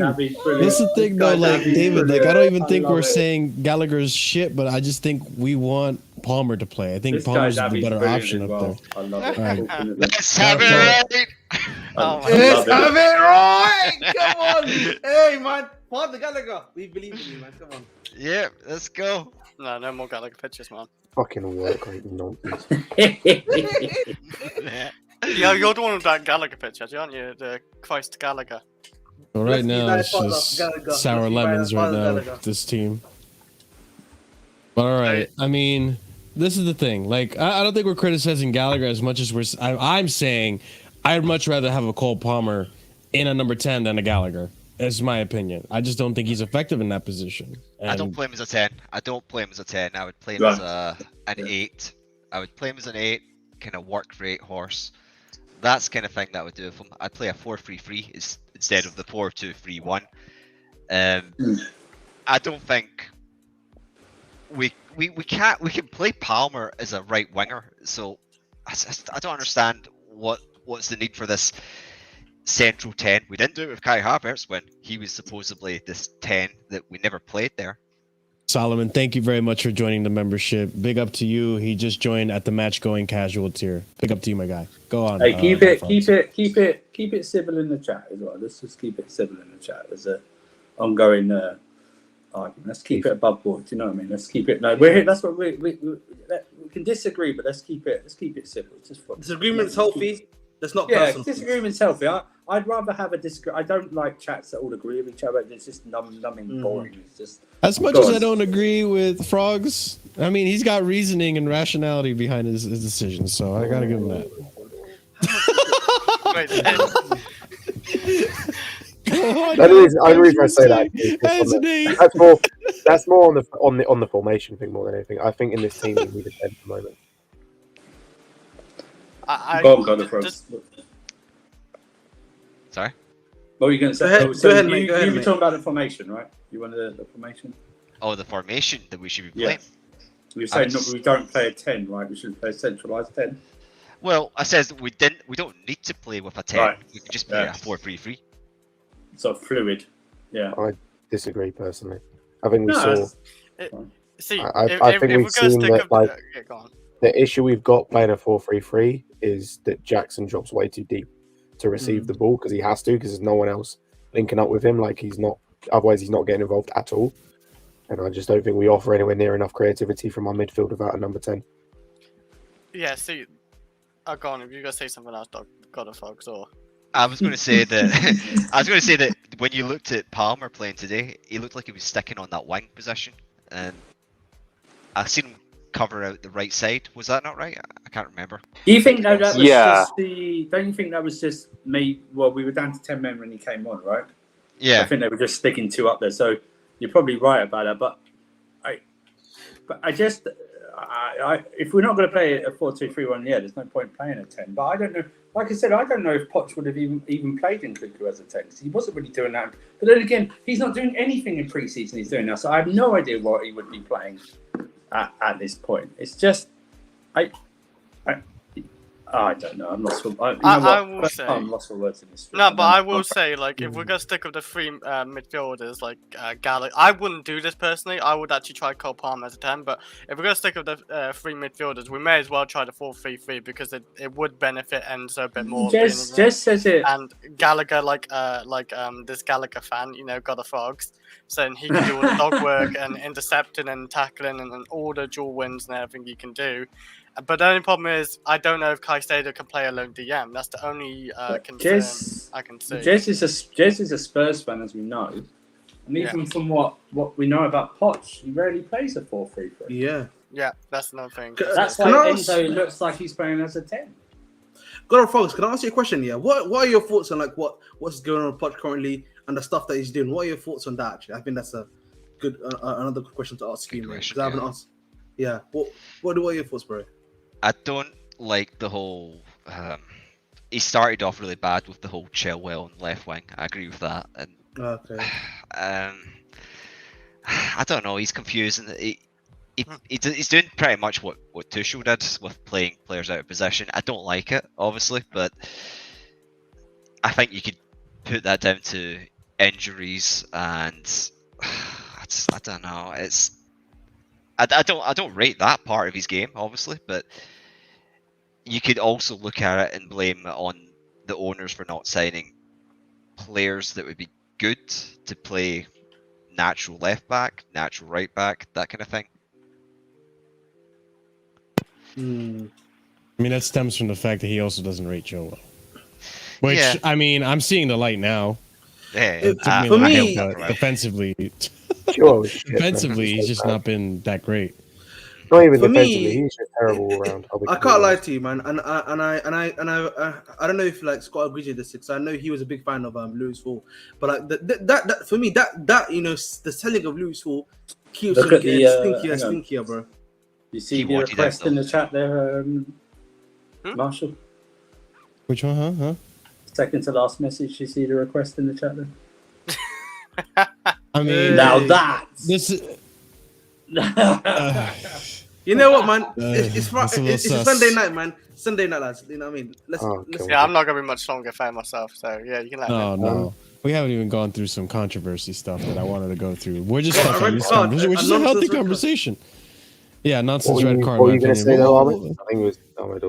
I was talking about Lewis Hall, but I was saying like the loss of Lewis Hall for me is kind of getting stinkier and stinkier by the second. Because if you don't trust this brother at left back here, why did we sell Lewis Hall and you don't want to play Ian Matson there too? Because I know Jesse said to me a lot of the time that Ian Matson doesn't fit the left back, body type that he likes there too. So again, shit. Big up! Thank you, Texas Blue, for becoming a member. Join the casual tier. Let's go.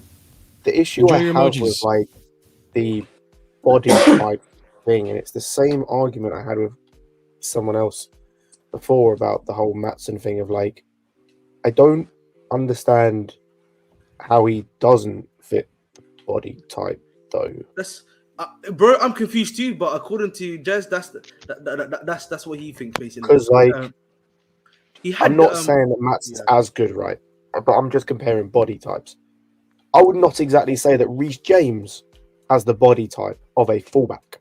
If we're using that argument, and even Malo Gusto, bro, and his quality.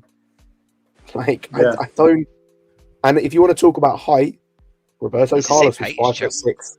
What about the guy that he had? What about the guy he had at Tottenham? I forgot his name, the black brother. Danny Rose. Was a short fella. Oh yeah, bro. He was a stocky dude. Ashley Cole. Ashley Cole, yes. Lewis Hall's not short. He's like 5'10".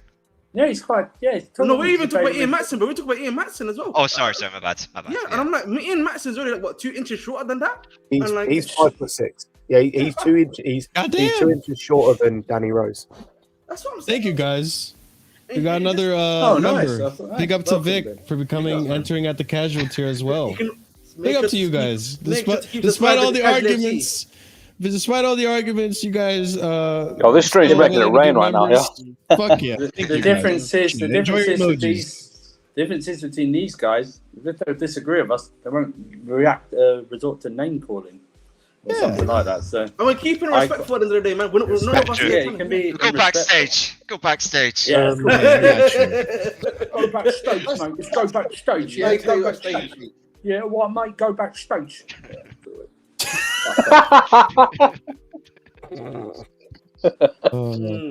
Just give me the answers and just give the answer to what I was saying about Matson.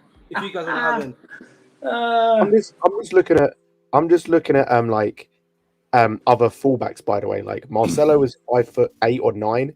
Jordi Alba is 5'7". Like fullbacks are not supposed to be 6'2" dudes. That, like everyone's got confused. Everyone's got confused because they saw Potter and they're seeing De Zerbi play. And Eddie Howe play Dan Burn at left back. Like, everyone's getting confused, thinking like every left back now has to be, and they're getting confused. Pep seeing Ake playing at left back. It's like, I mean, Scott, I guess even with us to an extent, playing Marcus Alonso at left back, he's quite a tall guy. For but the thing was, what was the issue with Alonso? Is he didn't have the athleticism to recover defensively. Oh no! I'm not defending it. I'm just saying this tall left back thing. Yeah, I know, but I'm saying that's what I'm saying is like him, like he, excuse me. His problem was because of his height in a way, and because of the fact he was a bit gangly, like because he couldn't recover in terms of athleticism. And Goyam has made like a joke again, but he's kind of like he's also made like a decent point in it in terms of when they looked at him, when Arsenal looked at Lisandro Martinez, because they were originally linked with him, they were looking at him for left back because of his height. So I don't buy this thing of like, oh, he can't play at left back because he's small. Like, yeah, no, I listen. Alphonso Davies, right? Alphonso Davies is a good athlete, but he's not bulky like Reece James or anything like that. He's more slender than Reece James. He's actually got the body type. He actually plays more as a winger or number 10 for Canada. But it's just that I don't even know how we got on this topic. But he's 6 foot. Yeah, he's 6 foot, but he's I don't know. I just full circle. Colwell's not a left back. Can we just get out? He's not a left back. He's not Vardy or Ake. He's not a left back. Bro, he's not a left back. You know, Sam as well, but I just think it comes back. He's not going to be your left back in terms of like an Ake or overlapping.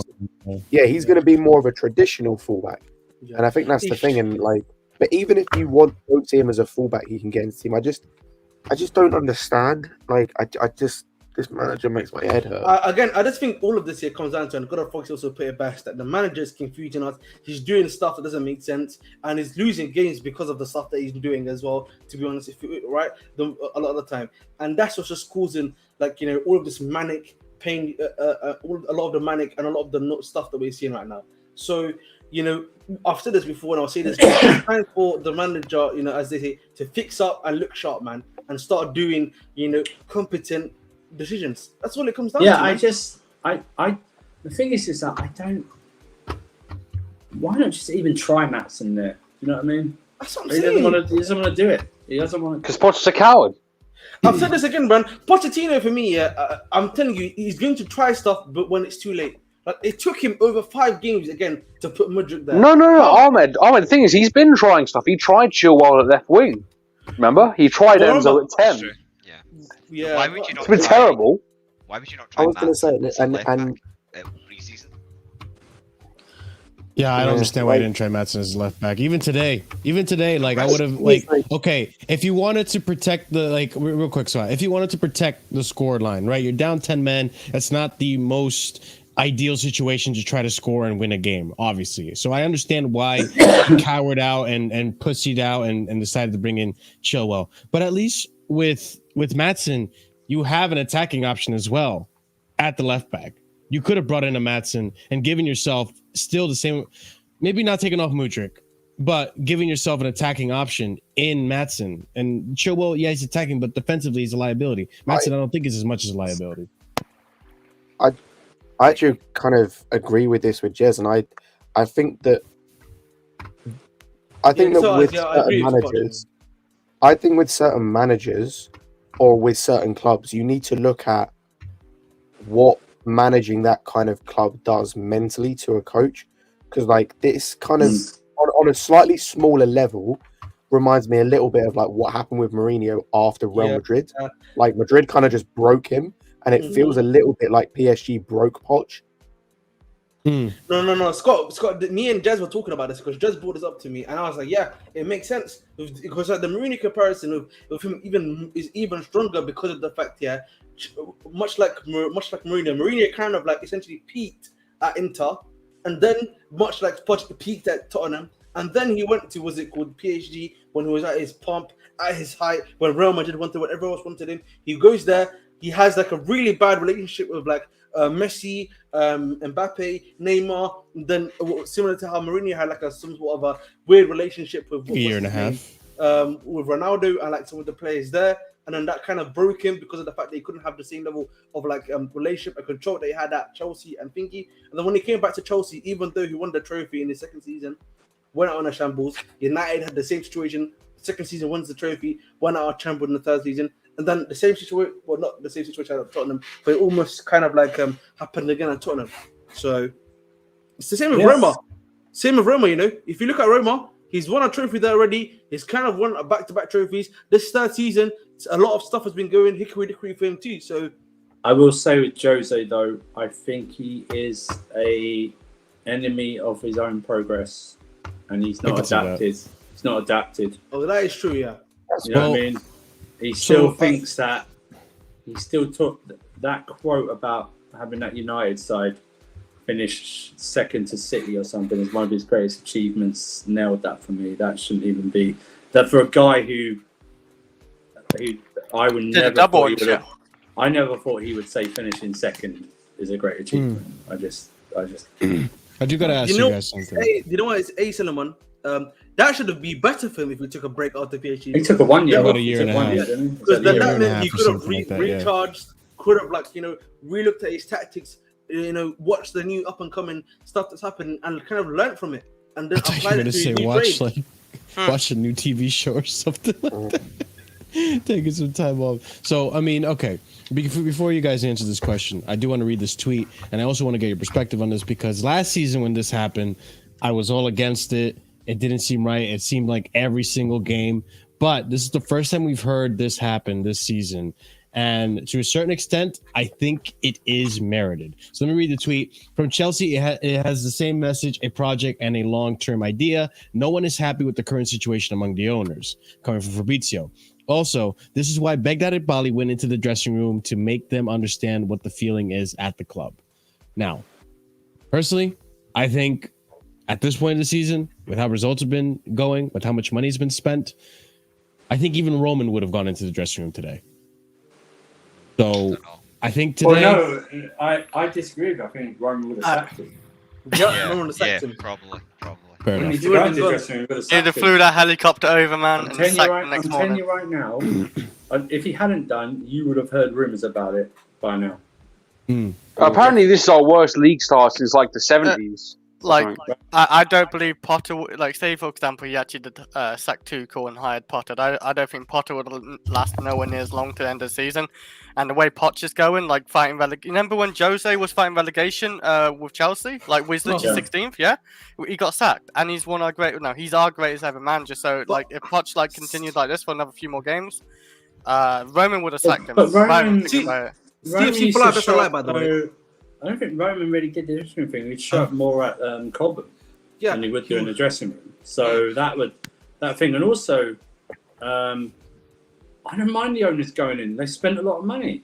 Yes. Why wouldn't they go? For this game, they're paying these guys a lot. Do you guys what they're seeing is shit. Do you guys watch the Jonathan Mikel did an interview where he said what's it called? The first time Roman would come in and he would cuss the shit out of the players and be like, if you don't do that, then watch what happens to you. And then if it continued, then the manager would get cooked and then another one would be brought in.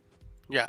And these are players. These are players that have won multiple trophies for him. Yes. The one thing the owners did, Todd Bowley, is they did. Well, apparently, then they come in at a half time and shit. They were doing it every game. They were doing it every game, which is absurd. And like at halftime, I do not want like the owners ever to come in at halftime though for like any like even how bad we are, never coming at halftime. You're not a manager, nothing like that. So yeah. Yeah. But then today was fine. Today was fine. We're literally like what 14th or something. They have Yeah, every right to be pissed. We're in a relegation battle, guys. I'll Listen- be honest, we're in a relegation battle right now. Chris, I was going to say, like, if you're looking at this, like Andrew said, he spent the money. Games, it's not a relegation battle. Don't be so melodramatic. It's 6 Bro, games. right now we know Yeah, 6 we're points away from the relegation zone. I mean, it looks. Yeah, But it's not a relegation not a battle battle. It's yet. 6 games in. Not It's a relegation not battle. No, That's not right. relegation. But we're in the relegation form. Sorry, my bad. That's Right, not fine. relegation. Yeah. Yeah, my Fair bad, enough. my bad. Wrong terminology. So dramatic.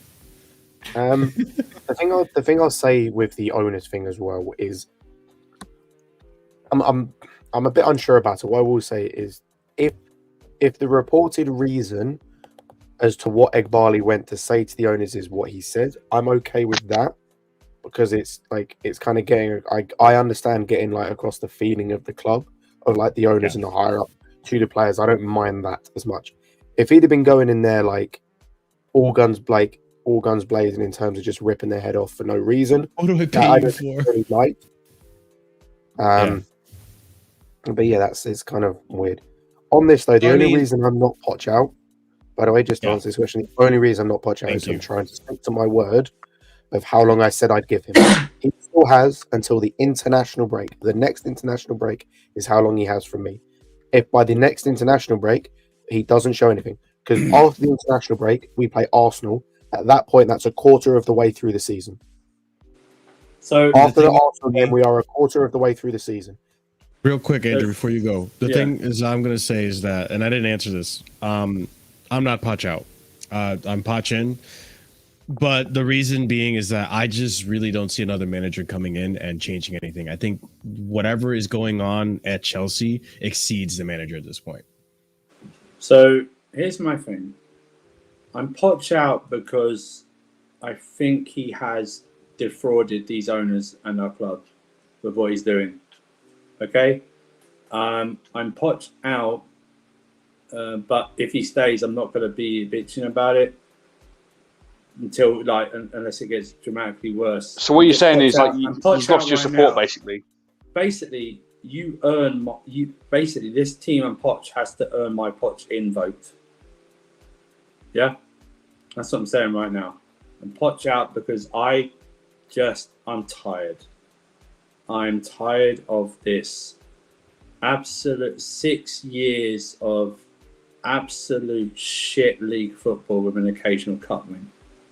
I'm just sick of this. And even the Champions League, I don't care at this point. I really don't care. I like us to win leagues. And you know what, guys? We're going on 7 years soon. We're going to be like Arsenal soon, not winning the league for that. Our bread and butter is in the league. I want us to be dominant again. I want this club. And if I'm all for supporting them, I'm that's why I even went. I'm not even at the start of the season. I wasn't a top 4 merchant. I wasn't going, they had to finish top 4, because I was okay to finish outside the top 4 if I saw progression and some good football. The odd defeat, I'm very wary of because of the young squad that we have. But I'm just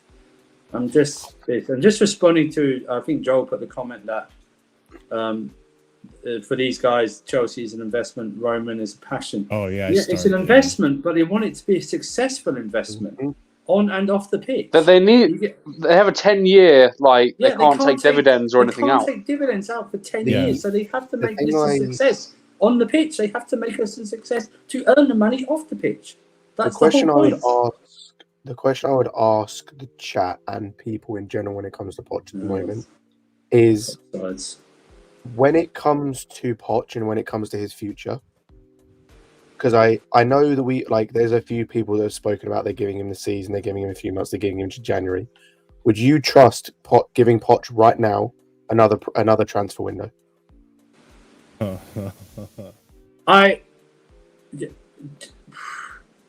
I don't. He has to make up his mind if he wants experienced players or fucking these youths are fine. No, not even make up his mind. If you want a player, if you want certain players, demand it. I'll tell you right now, if Tony's up for the move and he doesn't want Tony, I don't want him in. I don't want him. I don't want him. I don't want Poch. Because Tony's the second best striker in this league. I don't care what anyone says. Don't talk about Benjamin Sesko to me like that when you know, like I'm hearing in spaces and stuff like that. Tony is he scored 6 penalties out of his 20 league goals, bro. Don't talk to me about most of that. A big chunk of Lampard's goals, and don't talk to me about a first Champions League win if you want to diss penalties. You know what though, I will give him a January transfer window. Because I want to see if he. It depends where we are in the league, I suppose. It depends, but I also, I would, I want to see what he does about fixing the issues that we have right now. Because going into this season, guys, I don't think any of us ever mentioned replacing Chilwell at left back, and now I'm looking at it and I'm just like, if you're not going to play with Cucurella, if Mats is not going to be that guy. You don't trust these guys enough to play them. You have to put a center back at left back. Then you want a left back, probably. It seems this way that you want a left back and a left winger. If he does something about that in the window, I would like to see how that plays out. Because maybe now that he's played with the team, now that he's experimented with the team, trained with them, maybe now he's seeing there's some holes missing. Maybe. So I'm going to put it like this, yeah. Poch basically has until Fulham for me. I mean, that might be crazy for me, but if he doesn't, I don't even mind if he draws those games or if he loses those games. But if I don't see any progression, or if he's still doing these stupid tactics, then I'm sorry, man. It's time to go for me personally. And this is why I'm not giving this guy a January window. If he's continuing with the same thing of maybe we see a Chilwell left wing, maybe we continue to see Cole left back, Enzo in the 10 role while Palmer's sitting down on the bench. Then, bro, I'm not giving you a January window, bro. Of course, you're not giving him a January window because you're going to sack him before that. I know, but I'm just making the point that if you continue these shenanigans, then we have to let go. The problem with and I think God of Frogs made a point about Tuchel playing players out of the position. The thing though, it was when he played out of the position, he was doing it in the way where it would work to their style of play, if you know what I mean. But like he's not even doing it like that. If you continue this shenanigans. They're not working. The team's not gelling. We're having the same issues.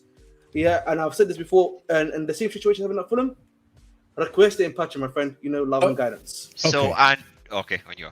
No. Go ahead, Frog. Go ahead. I'll go after. I was going to ask a question to Andrew. So, Andrew, I believe, said Spurs have a better squad. No. Other way around. We have a better squad than Spurs. I really don't see it. I really don't see it. Can you break it down to me?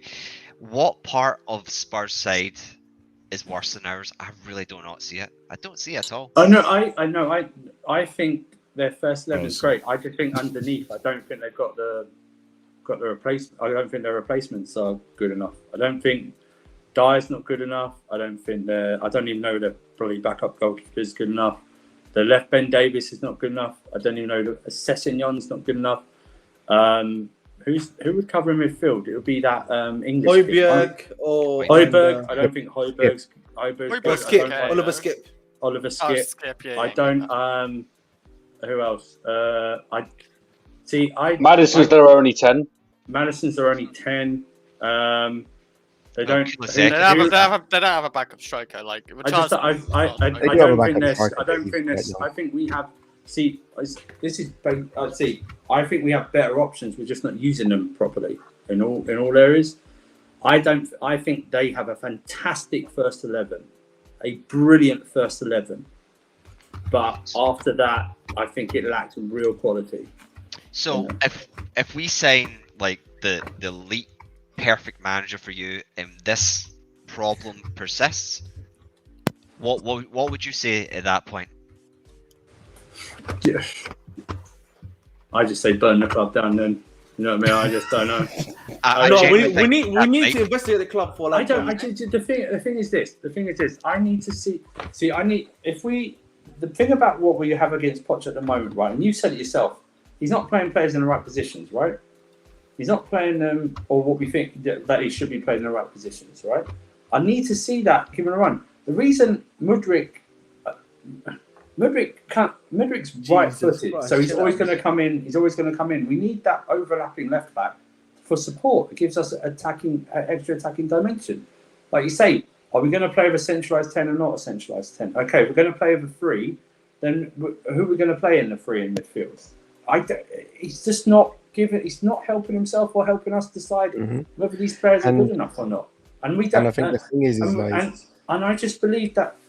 Listen, I believe someone. I'm not saying get them, but I believe someone like Ange. Look at Ange's at the same time as Poch, with for me a less talented squad, and look what he's doing. And he gave like Richarlison 3 games and went, F this. You're not starting for me anymore. Eric Dyer, no. You're not in there. Lloris, no. Vicario, who I think Alisson's the best goalkeeper in the Premier League by far, but I think Vicario's been the best Premier League goalkeeper this season, or up there anyway. I just think, and like De Zerbi came in, Scott said it. Look at De Zerbi came in last year. He only bought like 4 players in January or something like that. Yep. And look what's happened. He's been able to adapt with a less, and it's just This all stems from his, just for me with Poch, all stems from his change from pre-season. It just all stems from his. I just don't know what I cannot. I wish someone would ask him why. Yeah. Why are you doing and this? I think it comes down to this in terms of I agree with Andrew, and it comes down to answer that question. I think the problem that I have as well, and I think Andrew kind of alluded to this, and this was his overall point, is like with Poch, in pre-season, for example, I don't know what people will say, but in pre-season, right, we played the system he looked like he wanted to play, and it looked good. We could still say there were a couple of issues here and there, and like we could judge the team based on what we were seeing. Like we were quite easy to play through with midfield, so you could tell, okay, we need a DM, so we need like a Caicedo, etc. You could judge that and kind of assess that from what you saw in pre-season. If you were to judge what we need or where we're lacking right now based on the football we're playing, you'd go, okay, we clearly need a 10, we clearly need a left back, we clearly need like a clinical striker.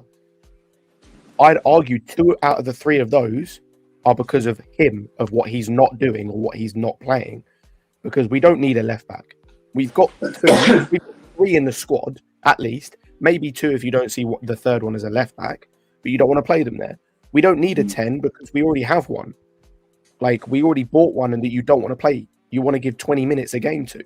And that's the problem, is it's so hard at the moment to actually assess where this squad is at, what we need going forward, where we can improve in terms of players, because the setup is wrong from the start. So it's just like, well, because I keep seeing, we keep talking like, obviously people are now starting to turn on like Enzo, for example, and people are turned on Colwell.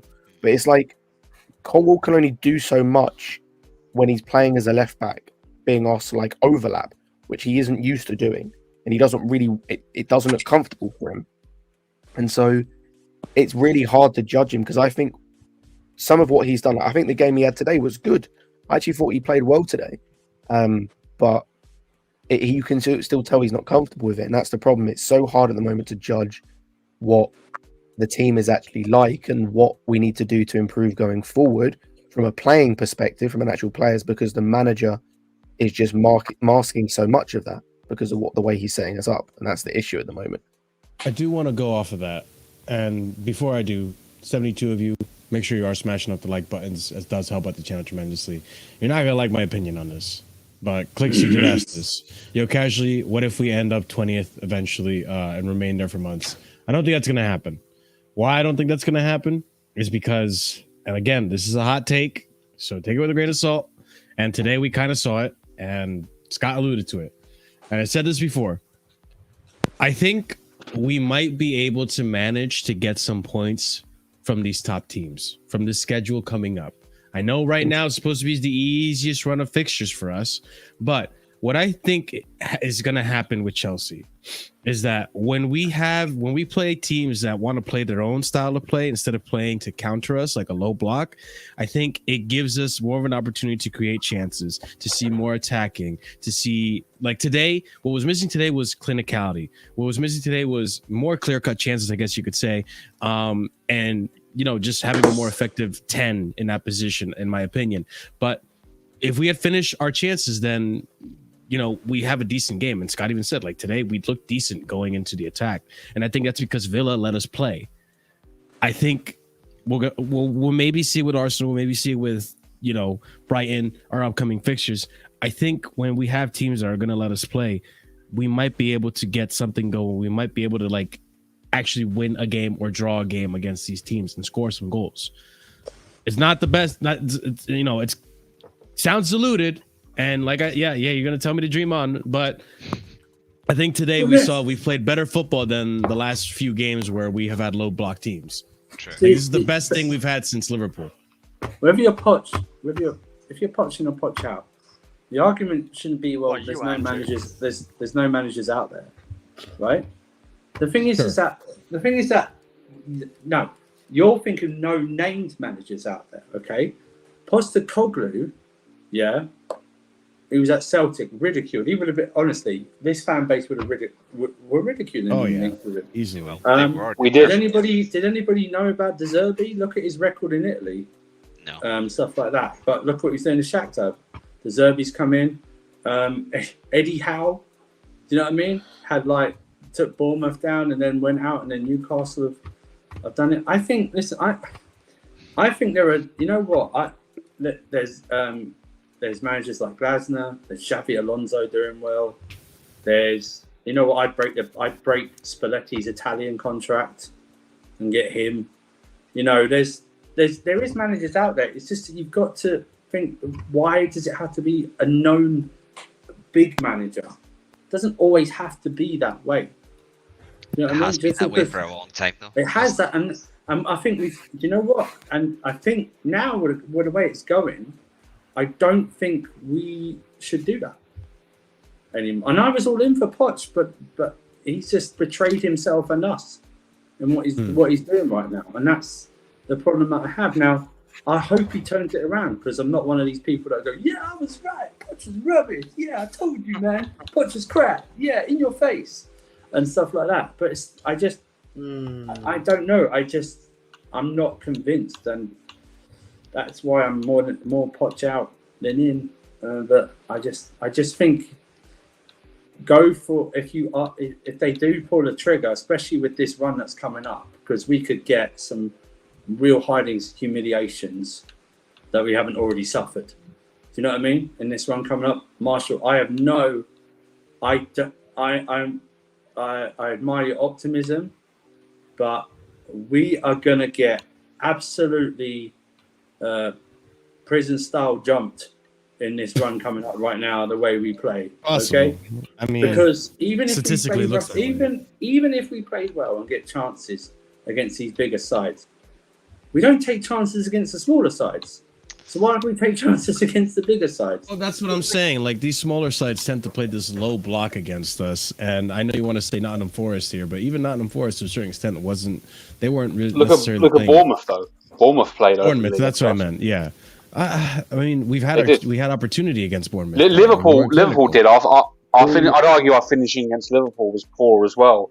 We only came out with that with a 1-1 draw because they played. But our finishing, like, how long can our finishing be this bad? Like, there's no way that we have multiple chances and we never score. We are bound to score at some point. But this is the problem, though. We need POCH to let the team off the leash, and I'm not saying that I'm not saying we're going to start scoring 7 goals a game. But if you let this team off the leash and they can start creating more chances, cut out the right-sided bias in this team. Start going down the left and the middle a bit more. You create more variety, which means that it's less easy to defend. Let them off the leash, and yeah. I'll say sorry to interrupt. I was just saying, someone pointed out on Twitter earlier, like, in pre-season, we were like, a lot of the chances we were creating in pre-season was down the middle. We actually created a lot of chances in pre-season down the middle of the pitch, like through the middle of midfield and whatnot. We're not doing that anymore. Yeah, we're not doing that anymore. Chelsea Shed Hunter, I think you're new here, by the way. Thank you for joining us. Just give me some positives with how we've been under Poch so far. I just want some positives, that's all. Give me some, like, oh yeah, you can hang your hat on and go, yeah. Can I ask you guys a question, yeah? It's really quickly, do you guys really, well and truly, because I in my mind personally, I don't believe this is going to happen. Do you really believe that Pochettino is going to really be doing what we want, which is putting the players in the right position and playing that style of play? No, it's not. So if you don't believe that, yeah, what is making you then expect, yeah, against Brighton, against Fulham, then Arsenal, Burnley, that we're going to get any points from them? If anything, he'll go more pragmatic.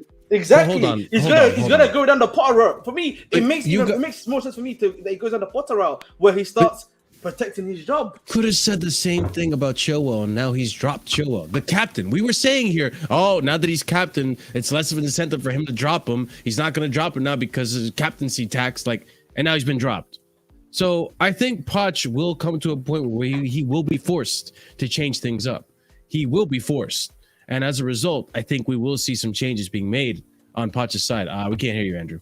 But I don't think he's going to stick with this. But also to answer this comment right here, I think for me, and I think he's talking to me, unless he's talking to the panel. But for me, what will make me Poch out is when I see a manager that convinces me that he can come into this side and actually do something. Because right now, I said the same thing about Poch, Enrique, Nagelsmann. I just don't think anyone can come in here and fix this mess. Here's my thing. Chelsea Shed Hunter. This is what I really get frustrated with.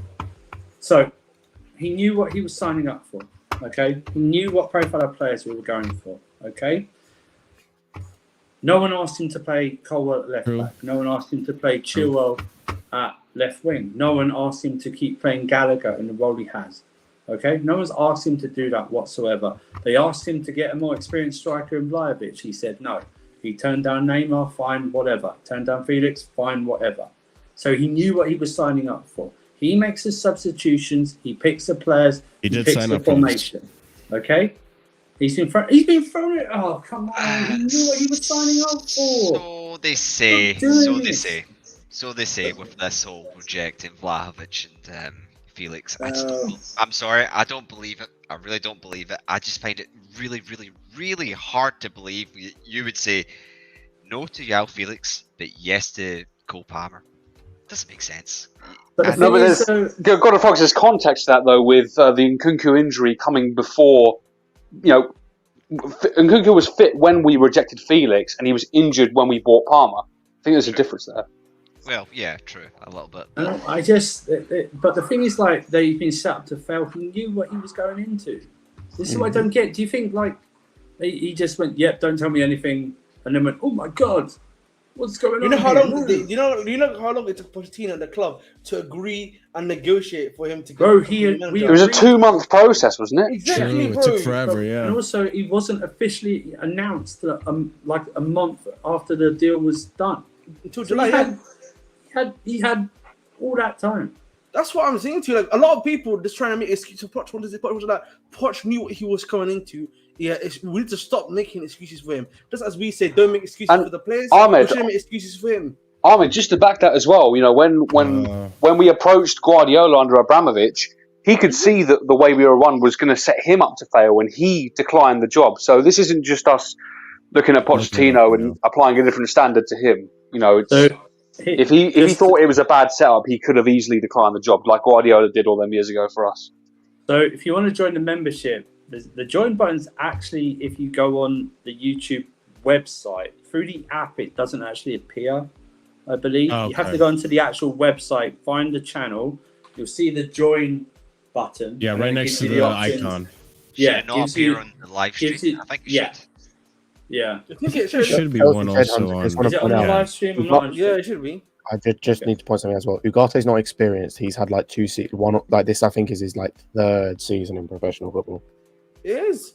He only came to Sporting last season. He only had 1 season at Sporting before he came to PSG. But the thing is, we won't listen. We'd already paid. He's had more seasons. We'd already paid the extortionate loan fee for Felix and his full wages. Atletico Madrid wanted more of a loan fee with a guarantee or something like that. Oh, also join on the app and his entire wages again, and we weren't going to do that. And we weren't going to pay 70 or 80 million for him because that's what we weren't going to do. Andrew, we saw the reports, didn't we? They didn't believe that Atletico would be open to the loan. Yeah, join right there. Yeah. It's right there. You can't see it. There's a join. Just have to hit join, and you'll see the membership tiers. Also, I was slightly wrong with Ugarte, but yeah, he completed 2 seasons in the Uruguayan first division, completed 3 seasons in the Portuguese team for like 2 different teams, and is now at PSG. So like, he's not experienced, like not in the way that you'd expect experience to be, if that makes sense. But yeah, like just with the POCH thing as well, going back to a couple of things that were mentioned. Excuse me. One of the things I was going to mention is the points. I had a look between now and January. I genuinely only see us getting 7 more points. There you go, Danish Maldini. Big up, Danish Maldini. Thank you so much for your support, man. Appreciate it. Depending on how you see the Burnley game, I think we're going to lose that game. I see us beating Sheffield United. I see us beating Luton. And I see us maybe getting a draw against Palace. Apart from that, I genuinely cannot see us getting any more points. That'll put us on 12 points in 20 games. The thing about the Vlahovic Enjoy your deal, emojis, though, by the way. the thing about the Vlahovic deal is that we were all in for that deal. We just didn't want to pay like a huge amount for Vlahovic plus give them Lukaku. Because essentially we'd be paying over the odds. So 40 million. We wanted that 30, like I think we were stuck at 30 or 35, right? We wanted to only pay. And we didn't want to pay anything more than that. And that's, again, like, this is not someone who's proven. He's not proven. He's also not experienced. But again, he's kind of experienced. He's also not proven. He's also not in his prime. And he's got he's got the occurring abductor injury as well, doesn't he, Ahmed? I think he's spoken about that. Apparently, we'll see. That was last season, but we'll see. No, he's had it back-to-back seasons, bro. It's not just one season. No, it's only last season. We just went over this. No, it's not. Back-to-back seasons. I can show it to you right now if you want, big man. Yeah, show it to me then, because it was only last season. It was over the summer and then throughout the season last season. We checked this last stream, quite literally. No, it wasn't you. Yes, we did. All right, buddy. If you want to believe that, we can show it to you. Go for it. Go to town, Ahmed. And as Ahmed's doing that, I do want to go over this as well, guys, because this is. Oh my God. This is okay. So I asked you guys in chat if you thought he should have gotten sent off. 54% of you voted, and 54% of you say no. So, really? Yeah. Listen. All right, we're gonna go over the play here. Obviously, it's a dangerous play. It sucks. It's an unfortunate result, I think. Whenever you're ready, Marshall. Yeah? Okay. Actually, real quick, just share your screen real quick before I can. 2021, 2022. Publagia. Share your screen. Share your screen. Show me the receipts, goddammit. Share your screen. Man. Chill out, my buddy. Hey, I love you too. All right, let's share. Let's see the screen. Let's get subscribe to Chloe. That's what he was doing. Yeah, get rid of that tab. Get rid of that tab. Split the history. Okay, the 21-22 Pubalgia, May 30th. The season's over by then, Ahmed. Again, that's back-to-back years. 21-22, 22. But the 23. season's over. Look at the games he's missed. They're Serbian games. They're not even but he had the injury. He's had the injury in the previous It wasn't back-to-back season. Bro, he still plays for Serbia if he comes to Chelsea. Yes. I don't know what you're talking about, but it's not back-to-back seasons. It's the one season. It started in the summer. At the end of his last season, he had the injury, and then in the new season, he had the injury again, bro. It's literally. There is no way to hide that, bro. So my thing is this, right? 51 days he missed. Listen, can I just be honest with you? I think it's going to be very rare. It's going to be rare you find a player that doesn't have an injury record. Sure. Yeah. Can I just say this? Because the way they're run into the ground, the amount of games they play, international games and stuff like that, and look at last season, it was a ridiculous World Cup in the middle of it. It'd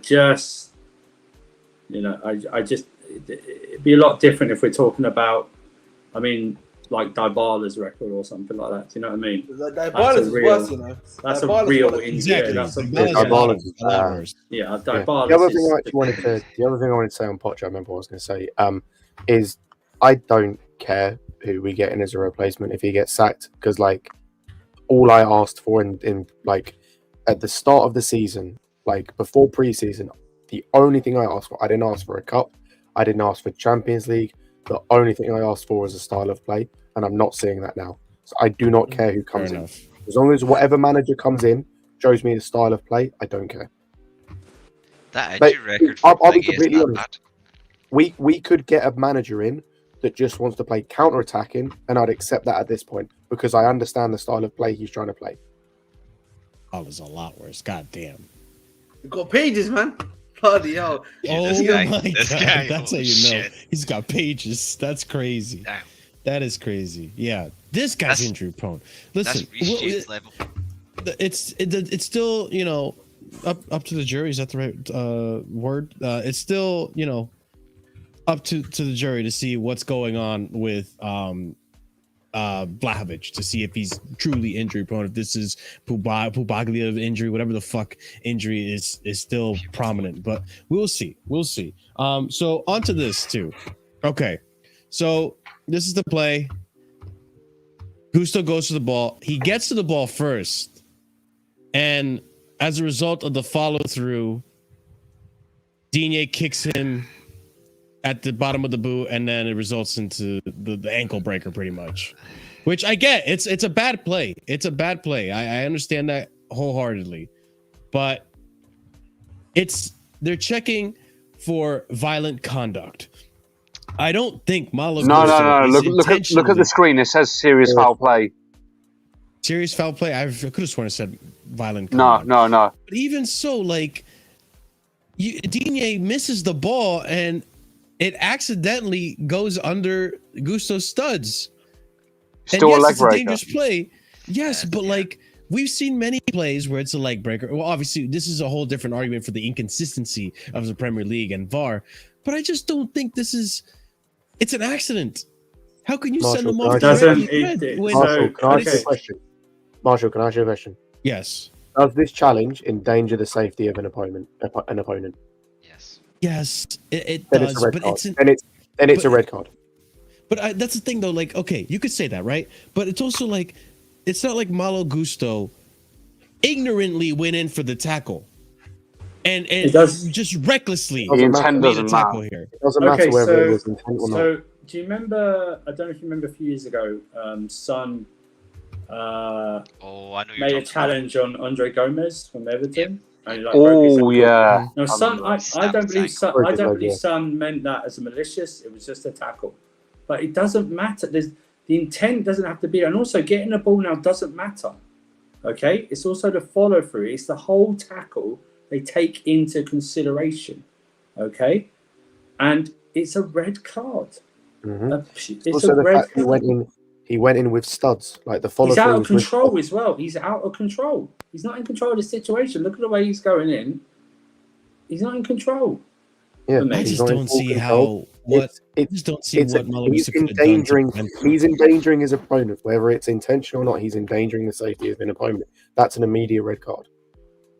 I think you've got a better Well, point, Marshall, about the inconsistencies of how VAR's been has been applied to certain teams. Like I've seen Liverpool do plenty of these like leg breakers and ankle breakers, and they've not got on it. But that doesn't mean that we should be let off the hook. That means that they should be penalised for it. Exactly. Yeah, I don't know. I think we need to come to a consistent like agreement here with VAR that like if we're going to be looking at plays like this, right, and it is a dangerous plays, you have to also consider the intent. Like there have been, we've seen multiple plays where like you can clearly see it's knowledgeable. It's knowledgeable follow through. What if he had broken his ankle? Bonus points. What would you be saying then? But he doesn't have. There's no intent. It's an accident. It's football. It's this contact sport. Marshall, these things happen. It doesn't matter, Marshall. It doesn't matter if it's an accident or not. It's dangerous play. It's dangerous play. Okay, I know it's a different scenario, but we look at the play that happened to, obviously it's a friendly, but we look at the play that happened to Nkunku. We look at the play that happened to Fofana in the preseason. Like those were career-ending plays. But these players didn't get sent off. Fofana got injured in training. No, he got injured in preseason. Are you talking about the leg break that happened at Leicester? The Leicester leg break. Yeah, these I'm things fairly happen. sure that was. Hang on. Let me double check. I'm fairly sure that a guy got a red card. It was a Villarreal player, wasn't it? Even if he didn't, two wrongs don't make a right. You know what I mean? Just because it didn't happen here doesn't mean you want the consistent. I want them to be consistent in giving this type of tackle a red card, which I believe is. Oh shit! Hold on. Does this pop up here? Okay, well it doesn't. Solomon, thank you for the 5 gifted to the other members of Casually. Nice. That's awesome, man. You got a lot of you guys got membership. That's badass. Thank you, man. I appreciate it. Get the fuck out of here. Danos, congrats on the membership. Wow, what a hater, AP, man. congrats on the membership. Yo, Mario, congrats on the membership. Chelsea Side, congrats the membership, and Iwani, congrats to the membership. Big up to you, Solomon. Appreciate that support. A lot. I think we get more emojis now as a result of that. Thank you so much. So I'm gonna give you guys some more emojis to play with when I get the opportunity to. But back to the discussion at hand, right? I think intent should matter. I think there are very clear dark arts. There's very clear, accidents that do happen. Back collisions that lead to like ACL, career-ending injuries, and then there's things like this where it's like, or things like other plays where it's obviously malintent. Obviously, you know what you're doing when you're following through. I don't think Malo Gusto is intending to hurt him, and I think it's unlucky because I don't think Malo Gusto anticipates that he's gonna miss his kick. It's a 50-50 challenge. But again, bro, it doesn't come down to intent. They don't look at intent. They look at the foul and what has happened, what's taking place. I also get that, but like, what do you do then for the 50-50s? Because this is a 50-50 essentially. Either player could get to the ball. It's the same thing. It's the same thing. How many red cards have we seen where 2 players are going in for a 50-50, and because one goes in with their studs slightly higher, they're the one that shows a red card? That's what I was going to say. Like, these red cards are hot. No, the red card as well. It's hardly ever given for malicious intent. It rarely ever happens in the sport. Just think about it for a minute. Red. No, that's a definite red. It's just unfortunate where his ankle, where his foot lands. He's obviously not intended to do that. It's just something that we'll have to accept. Yeah, listen, Gusto's 20 years old as well. Like, he's been great for us so far, and granted, this wasn't the best. I think it was a rash tackle. He'll have to mature and get over that in the future. I'm gonna head out, guys. I'll speak to you later. Yeah. All right, Andrew. We'll see you later, bro. But yeah, I mean, I still stand by, like, I think. That's fair. And Scott, you did ask me, obviously offline, and I'll say this out here. If it was the roles reverse, and it was Digne going in for the tackle, and it was Gusto getting the ankle breaker, I feel like I would have held the same regards. It would have been a yellow. No way. It doesn't look out of malice. I just don't like. I look at the malice, right? I look back at Pickford when he went in and ran into Van Dijk and how he wasn't fucking sent off, and I'm thinking, how the fuck does that happen? It could have been the other way around, and I still would have held the same thing. How the fuck does the fucking goalkeeper clueless and recklessly? And I don't think Gusto's being reckless here, but clueless and recklessly goes in for that tackle and completely injures Van Dijk in that situation. Nearly ends his career. I think it's the fact he's jumping into it with so much momentum as well. If you look at it, play it back one more time. Again, Marshall, I'm going against the letter of the law.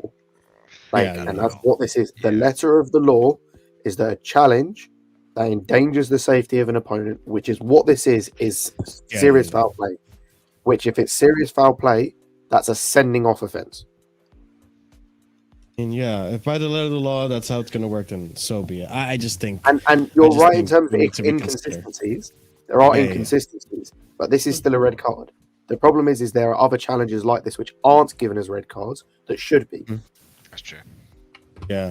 Talksport GH, we do call-in shows once a month at the beginning of the month every Wednesday. So next Wednesday we'll be doing a call-in show if you want to join us in on that. Or become a member, eventually earn your way up the ranks, be a part of the community like God of Frogs has been, and earn yourself the privilege to be on the show every now and again. But I mean, there are consistency. I'm not going to say this did change the game to a certain extent, but we need to just, this did affect us, obviously, but I don't say this is gonna be the reason we lost the game. So, Also, just another note, and this is from the FA rules of the game as well. Any player who lunges in at an opponent in challenging for the ball from the front, from the side, or behind using one or both legs with excessive force or endangers the safety of an opponent is guilty of serious foul play. Which is exactly what this challenge is. He lunged at the opponent in attempting to win the ball, in challenging from the ball, and endangered his safety. It's a red card offense. I mean, I can't disagree. It is it is endangering the safety of the player. That's 100% true. It just stinks because I think all of us understand that it wasn't intentional. It wasn't like malicious intent. So I think that's something that should be considered. I do want to point this out as well for those of you some of you on here that didn't see this man as an upgrade to what we had previously. There's 2 games in a row where Robert Sanchez is saving us now. So we're now seeing the Robert Sanchez that was considered top 3 goalkeepers 2 seasons ago. Not the one that was benched because of a little bit of an agenda and a spout that he had with Robert De Zerbi. I'm not saying this guy's world class, but this guy is clearly better than Kepa. And we saw he did get megged. He did get megged. He did get megged. But he did get megged, but if that was Kepa's getting beaten in his near post. I'm just saying. No, I think the problem is the taller keepers usually get megged. Like the shorter ones, like Kepa, are better with saving with their feet. So I actually think, and granted, Sanchez made some great saves in this game, like the Dina shot, and there was a few others. Kepa probably would have let one of those in, but for that specific thing where Silva made the mistake and then Watkins shot from the tight angle, I think Kepa probably saves that. But that doesn't mean it was any like worse of a performance from Sanchez. Yeah, Sanchez has been playing good. Listen, good assisted, but to say that he's an upgrade or he's doing the Lord's work is something different. He's just doing what he is an upgrade to Kepa, though. You can see it clearly, man. Marshall, you got to realize as well, Kepa had these kind of games for us last season as well. Do you remember the Villa game like that? It was the Villa game. He had a few. He had a few.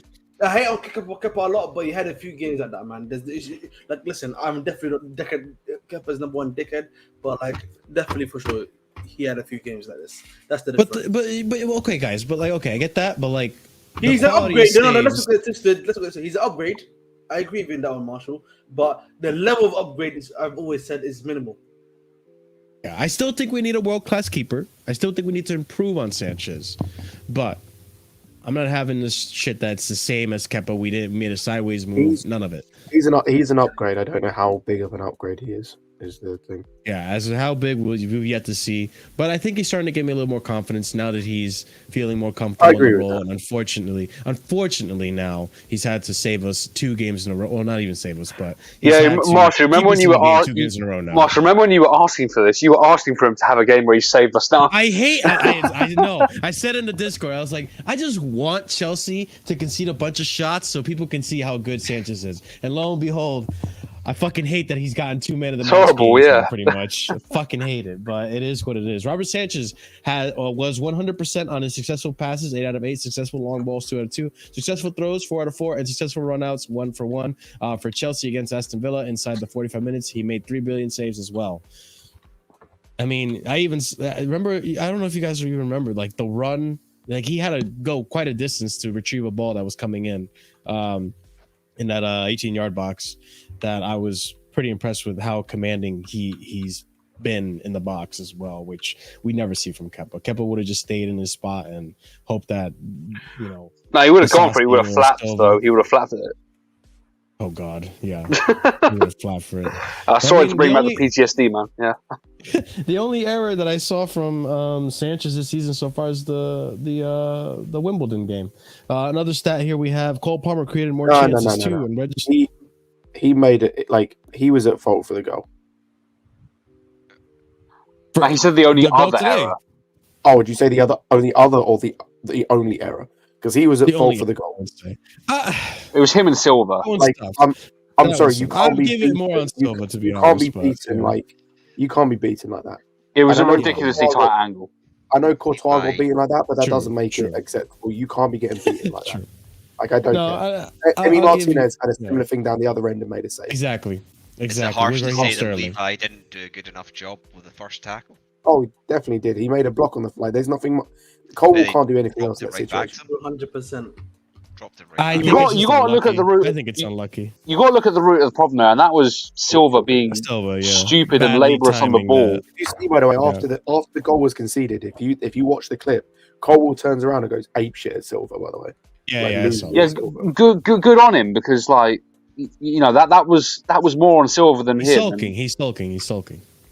We'll get onto that on Wednesday or whatever. Yeah, we'll get on to that on Wednesday. But Cole Palmer, another.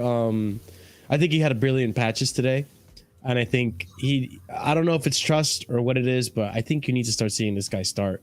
Cole Palmer created more chances too, and registered more successful attacking third passes, 12 out of 13, than any other Chelsea player against Aston Villa. He did this all inside 22 minutes. Good vision on him, I think. He's a good passing range. The vision is crazy. That chance he gave to Chilwell, I can't blame him for shooting.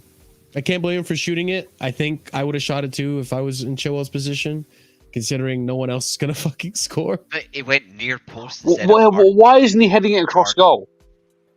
Well, is Sterling gonna score for you though? Like no. Shooting across goal. Oh, going for the far post. I think he was trying to be cheeky. He went near post, didn't he, with that shot? He went near post. Yeah, he went near post. He should have gone far post. He should have tried and smashed it across. He'd have scored if he went far post, more than likely. So, I don't know, man. My bigger problem is why doesn't our manager tell Mudryk to make that run? Because Colwell can find that pass, and if you're actually going to give Palmer a chance to start, which you're starting the dog over him, and that's just stupid. But if you want to give Palmer a chance to start a game, actually, he clearly shows the ability to find a runner in that space, and Mudryk is the fastest player on our team, so you got to start utilising that if he's going to continue starting in the team. He's got to start utilising that. He ain't losing out in shit, mate. I'm telling you right now, nothing's changing, man. I've come to that conclusion already, man. I will say this before we close out the show, because we're getting pretty. I didn't expect the show to go this long, but it's all good. We got content for days. So, Mauricio Pochettino and Nicolas Jackson's discipline. We were talking. We need to grow up like a team. Nico is young and he is feeling the Premier League. Football is about winning, but players, when they are young, need to learn. That is why we feel disappointed. We have too many situations like this.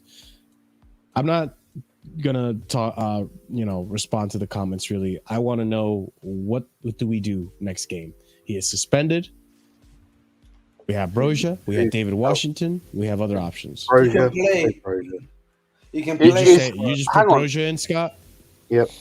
Is the suspension Premier League or is it Carabao Cup as well? It's Premier League only. Okay, so Broja's got to start both games then. Yeah, you use the Brighton game to give Broja like some minutes, and then he should be a bit more ready for Premier League football. Yeah. We can't do anything else. Broja should be starting against Brighton and come off at like half time or something, or 60 minutes, and he should start against Fulham. Yeah, maybe give David Washington the second half against Brighton. I don't know, something like that. Yeah. Test out the two strikers, who's good enough to start against Fulham.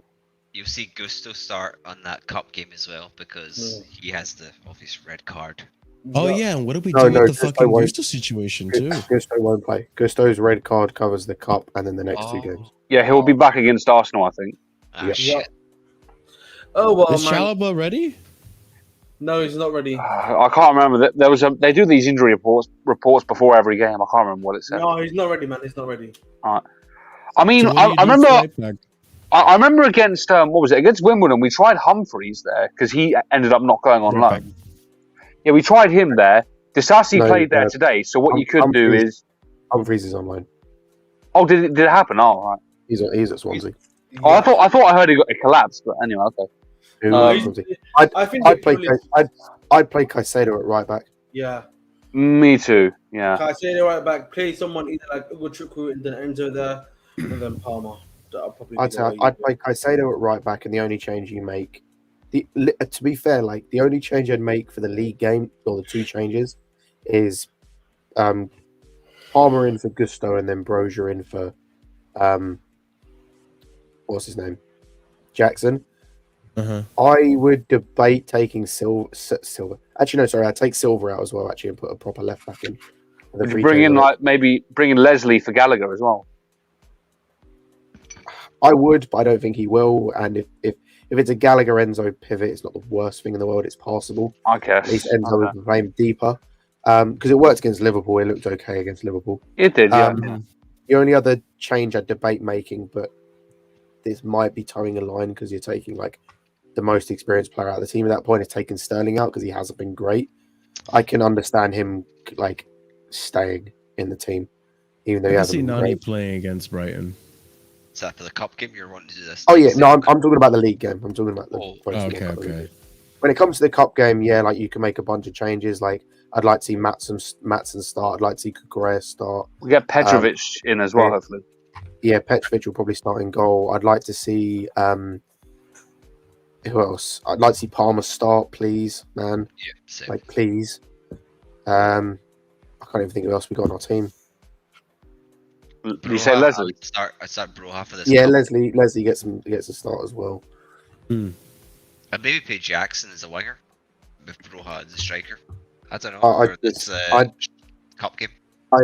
I'd play Mudryk again. Just I want him as getting like he's looked really bright the last 2 games. I want him just as getting as much game time as want possible. His confidence. He's looked a bright spot. He's looked one of the few bright spots in attack at the moment. Like with his vision is actually like, and what's mad is you can actually pull some positives out from the game today. And it's like Mudryk's vision is actually so much better than I think anyone gave him credit for. It's actually insane. Like he actually has a decent pass on him and a decent weight of pass. I don't know if you saw this in the game today. I looked at the highlights and I noticed it. The chemistry that Mudryk and Jackson have is actually really good. And there was a moment where like that play where Mudryk sends it down the left flank and unfortunately I think he was offside, but Jackson gets the ball and Emmy blocks it. You can see they make eye contact with each other and Jackson goes, wait. And then he holds the ball and then he makes the run and then Mudryk sends it. Gallagher does something quite smart there as well. Gallagher runs across to kind of pull the defender away. Like I'll give him credit for that. And that opened up a bit more space. So I think we need to start playing with Mudryk more and see what happens. I don't think I can't criticize Colwell too much for the left back today. I think he did an okay job. However, I will say I do want to just see, like, it didn't work on preseason. Just because it didn't work once doesn't mean it won't work every time. I would be interested to see what happens if we actually put a left back there, whether it be Cucurella or Chilwell, I'll say.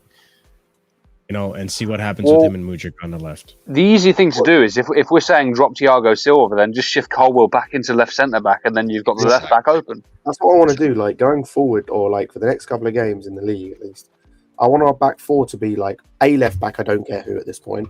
I would say Kukurea, but I understand if people want Joel to start. I'm happy for either.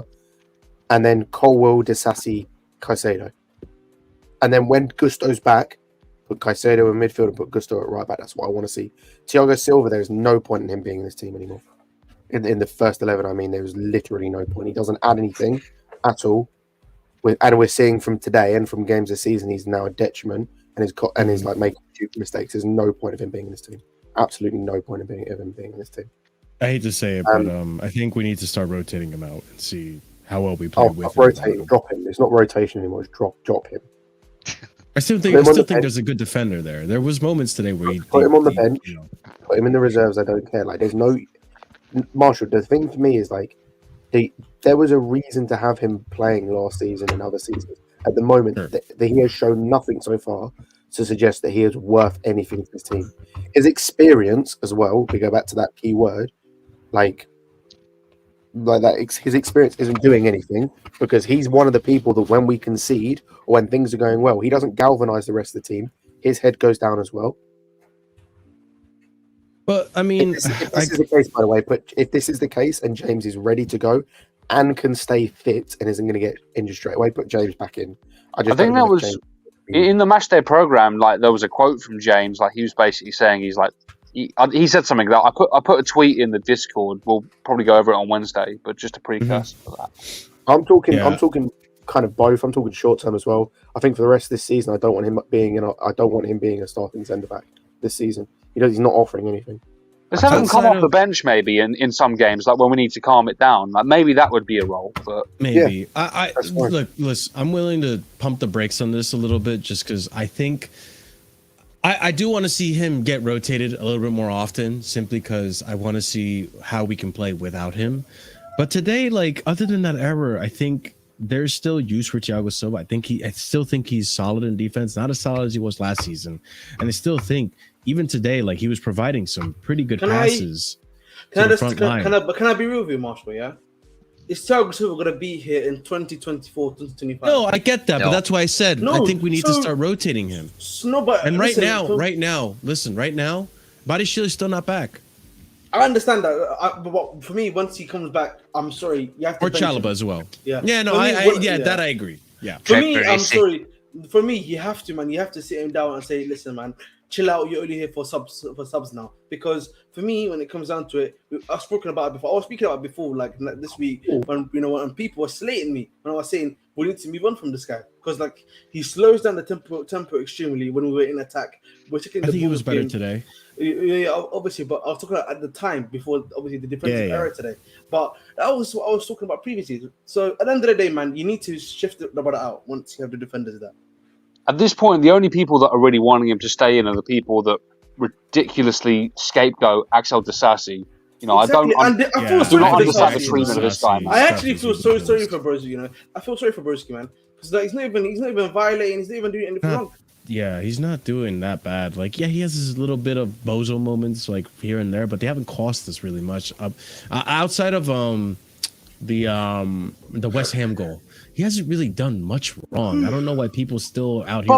If anything, Marshall, we look at this season. You know, this is now 3 goals where Thiago Silva has. Well, we conceded a goal because Thiago Silva's left a gap and he's on an island on his own in the middle of nowhere, and he's not in the space properly. What was it? It was one of the goals against West Ham. I think it was the second goal for Antonio. That started with him. Then it was the Notts Forest goal where he opened his legs, and then Iwani threaded it to Elanga. And now this. Yeah. It's more mistakes than Disasi. Disasi had the one bad game against West Ham. Disasi, like, what has Disasi done wrong? That's the thing, Chelsea Shedhunter. You can say he's shit, but like God of Frogs, maybe you're gonna answer real quick before you answer though. They're forcing Chalobah out. I want to see what happens with Chalobah when he's fit. If there's a chance he could be playing. Yeah, go ahead, man. I'll talk. Make sure to subscribe also. I'm 50 away from 1,000. That's why I'm really asking because I'm like almost at 4 digits. Sorry, but I can't even reach it. Goodbye, Ahmed. He's twerking for them likes. Anyway, I think Diaz has been. He actually looked good as a right back. I know a lot of people won't agree. Even as a right back today, he was okay, but like he's not the finisher. Like he's not that guy. He was trying to do all this fancy shit. Like, bro, you're 6'2". Calm down, okay? You don't have the agility. To be fair, he was good at right back. I can't even lie. Like and like the thing that I'll say with him is bar a couple of odd moments, he didn't look out of place massively at right back, which for a dude that's a centre back is like a free kick that led to what? What did the free kick lead to? Nothing. Oh, hang on. Is that? Oh no, was that that was? Hang on. I might have to rewatch the highlights. That might have been the free kick that came from Gallagher losing the ball. Ooh. Oh, I remember that one. Yeah. Stop the Gallagher slander. No, I think Caicedo could see that one. I think it was Caicedo that did that, but that was from Gallagher, really. Yes, so you say. I can't fully remember. I know Gallagher lost the ball. I don't remember who made the challenge. I think I know what you're talking about because Gallagher basically returned the ball, then he received the ball back, then he passed it into the opposition again. No, that was in the second half. This was in the first half where like he got a pass, but he wasn't holding the player off, and the defender got it, like nicked it in front of him, sort of thing. It was in the first half, but I think it was Caicedo that got the foul or got the clearance. I can't remember. I could be wrong. But Disasi been good. Disasi was actually really good this game, I thought. Again, like I thought our whole defense was, apart from Silva, and this is my point of like, he's not adding anything to this team. He's shown no leadership. He's not been better than who we've got there. Like Colwell, when he went to centre back, looked good as well. Colwell looked good at centre back, because you're not asking him to do dumb shit like overlap when he can't overlap. Yeah. So, I mean, we'll see what happens on Wednesday against Brighton. How many changes are going to happen? I'm not feeling very confident we're going to win. It's Wednesday, I'm pretty sure. Let me check. Cucurella. I think Cucurella. Wednesday at 10 a.m. for you guys, right? No, I'm sorry. Backwards. 7 p.m. for you guys. Fuck. Yeah, I'm going to miss some of that game. I'm in the office. It's 7 p.m. 2:45 for me, 5 hours ahead, so 7:45 for you guys. It's 7:45 kickoff, which is annoying because I finish at 8 and I'm working in the office, and it takes me half an hour to get home. So I'm gonna miss the entire first half. Bollocks. You got the Discord, so we'll be on Discord doing the thing. Bro, I'm not gonna watch the game while I'm driving, man. What you pay me for? Fucking lunatic. I guess I'm a lunatic. Anyway, tune in for our audio commentary. Oh my days! But ladies and gents, we're gonna just hear the soundboard going off. Big up to I almost called you Gallagher. God of Frogs for making his cameo today. Way to step up, man. You didn't want to have the argument in chat anymore, so big up to you, my guy, and everyone who isn't aware, we do have a Discord. You can join us there, be a part of community there. And big up to everyone that's been a member today. Big up to Solomon for the 5 gifted, as well as joining membership. Big up to Danish Maldini. Big up to Vic as well. If I forgot anyone, I'm so sorry. Wait, let me just double check here. I think that's everyone. Oh, Texas Blue, also big up to you for joining in on the fun. So yeah, guys, if you want to check out the memberships, there are 4 different tiers there, and you guys can check out what each perk comes with. If you are a proper casual and higher, you get a shout out. So that's shout out to Winter Surfer, OG Turbo Jesus, Dark, Scott, Adrian, as well as our new proper casual and higher tiered member, A. Solomon. Big up to you guys for joining us in supporting the channel. It helps out big time. Smash up the like buttons if you haven't done this already. Subscribe if you're new here. We're going to be doing a Casually Chelsea show. I think we're just going to do it on Wednesday because I need more news, to be honest. It's been a little dry. And just it's got to be paired with the match review, isn't it? Oh, we could just wait until Sunday then, to be honest. Right? Well, when do we play Fulham? Look at the chat. Yeah, let me check the schedule real quick. Oh, right. Okay. Yeah, we could. We just wait till Sunday. Yeah. So we have a big show. Big Casually Chelsea show on Sunday. We'll be talking about the recent news that's happened with the Silva and all that. Yeah. Fulham game is on Monday. And then we'll do the review on Monday for Fulham. Wednesday we'll do the review on Brighton, and we might have some shows in between, maybe some reaction stuff, because there's been a lot of videos and a lot of reactions as a result of this game's result. So maybe we'll do some reaction. Who knows? But have to hit the bell notification so you are notified when those do go live and do happen. Also, subscribe, like the buttons, check out the links down below to everyone's content, the Discord, my YouTube, Ahmed's YouTube, help him get to 1,000, the Twitter, all that fun stuff. Check all that out. Leave a comment down below. Let us know what you think about everything that we discussed today's channel. There was definitely a lot that we discussed, so let us know your opinions down below on the game. And as always, check out the memberships. All that stuff helps us out tremendously. We're going to send you over to, before I forget to do this, we're going to send you over to Sarcasm City. So I'm going to give you guys the raid message. Make sure to copy and paste that raid message. Let Sarcasm City, let Flawless know where you guys are coming from. And with that being said, we'll see you guys when we see you very soon. Have a wonderful night. Thank you for coming on. And as always, stay casual. Peace.